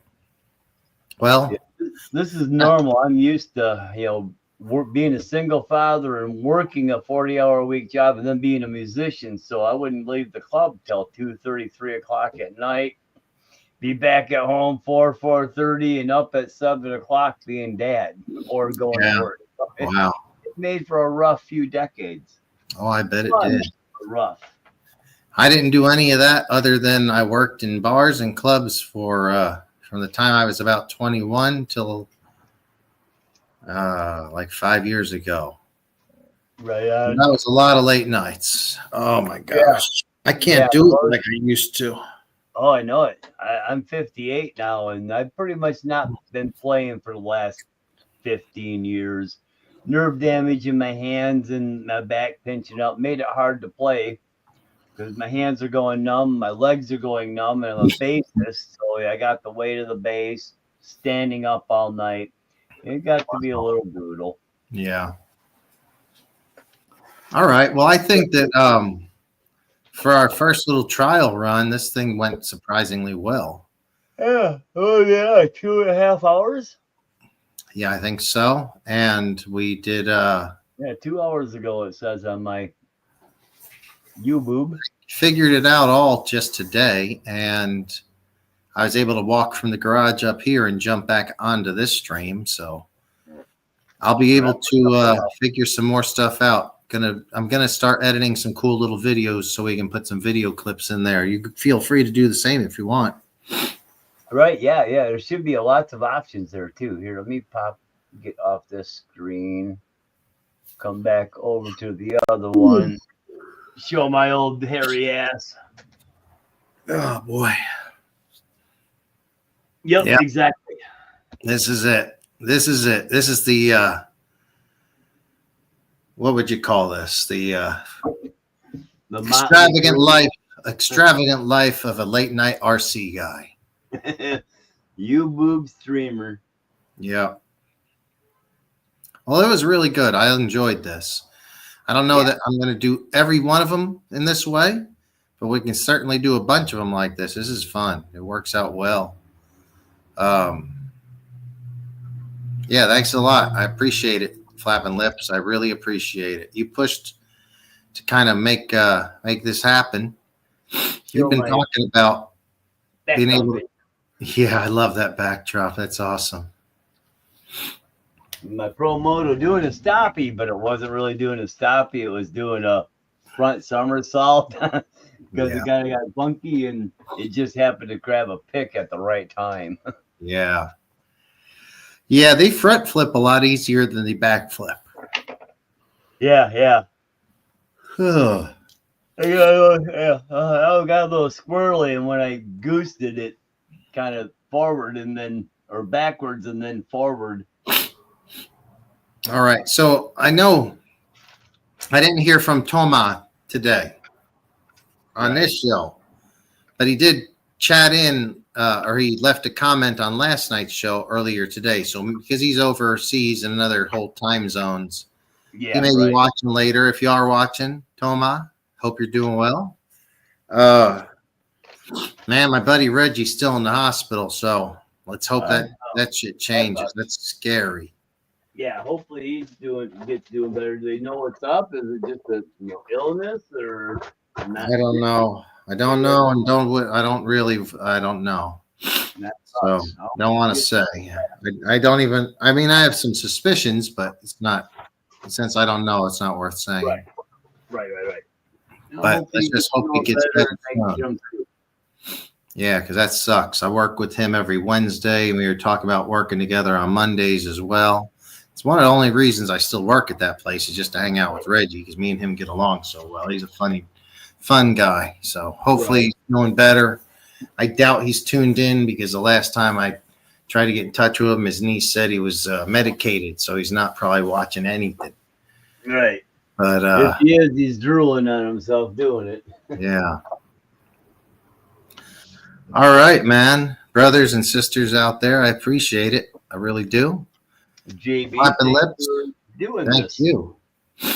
This is a riot. I'm glad we were able to make it work and functional and set up, and we'll discuss what happens after this month soon and set up for whatever you want to do or we can do next month. So all right, sounds good.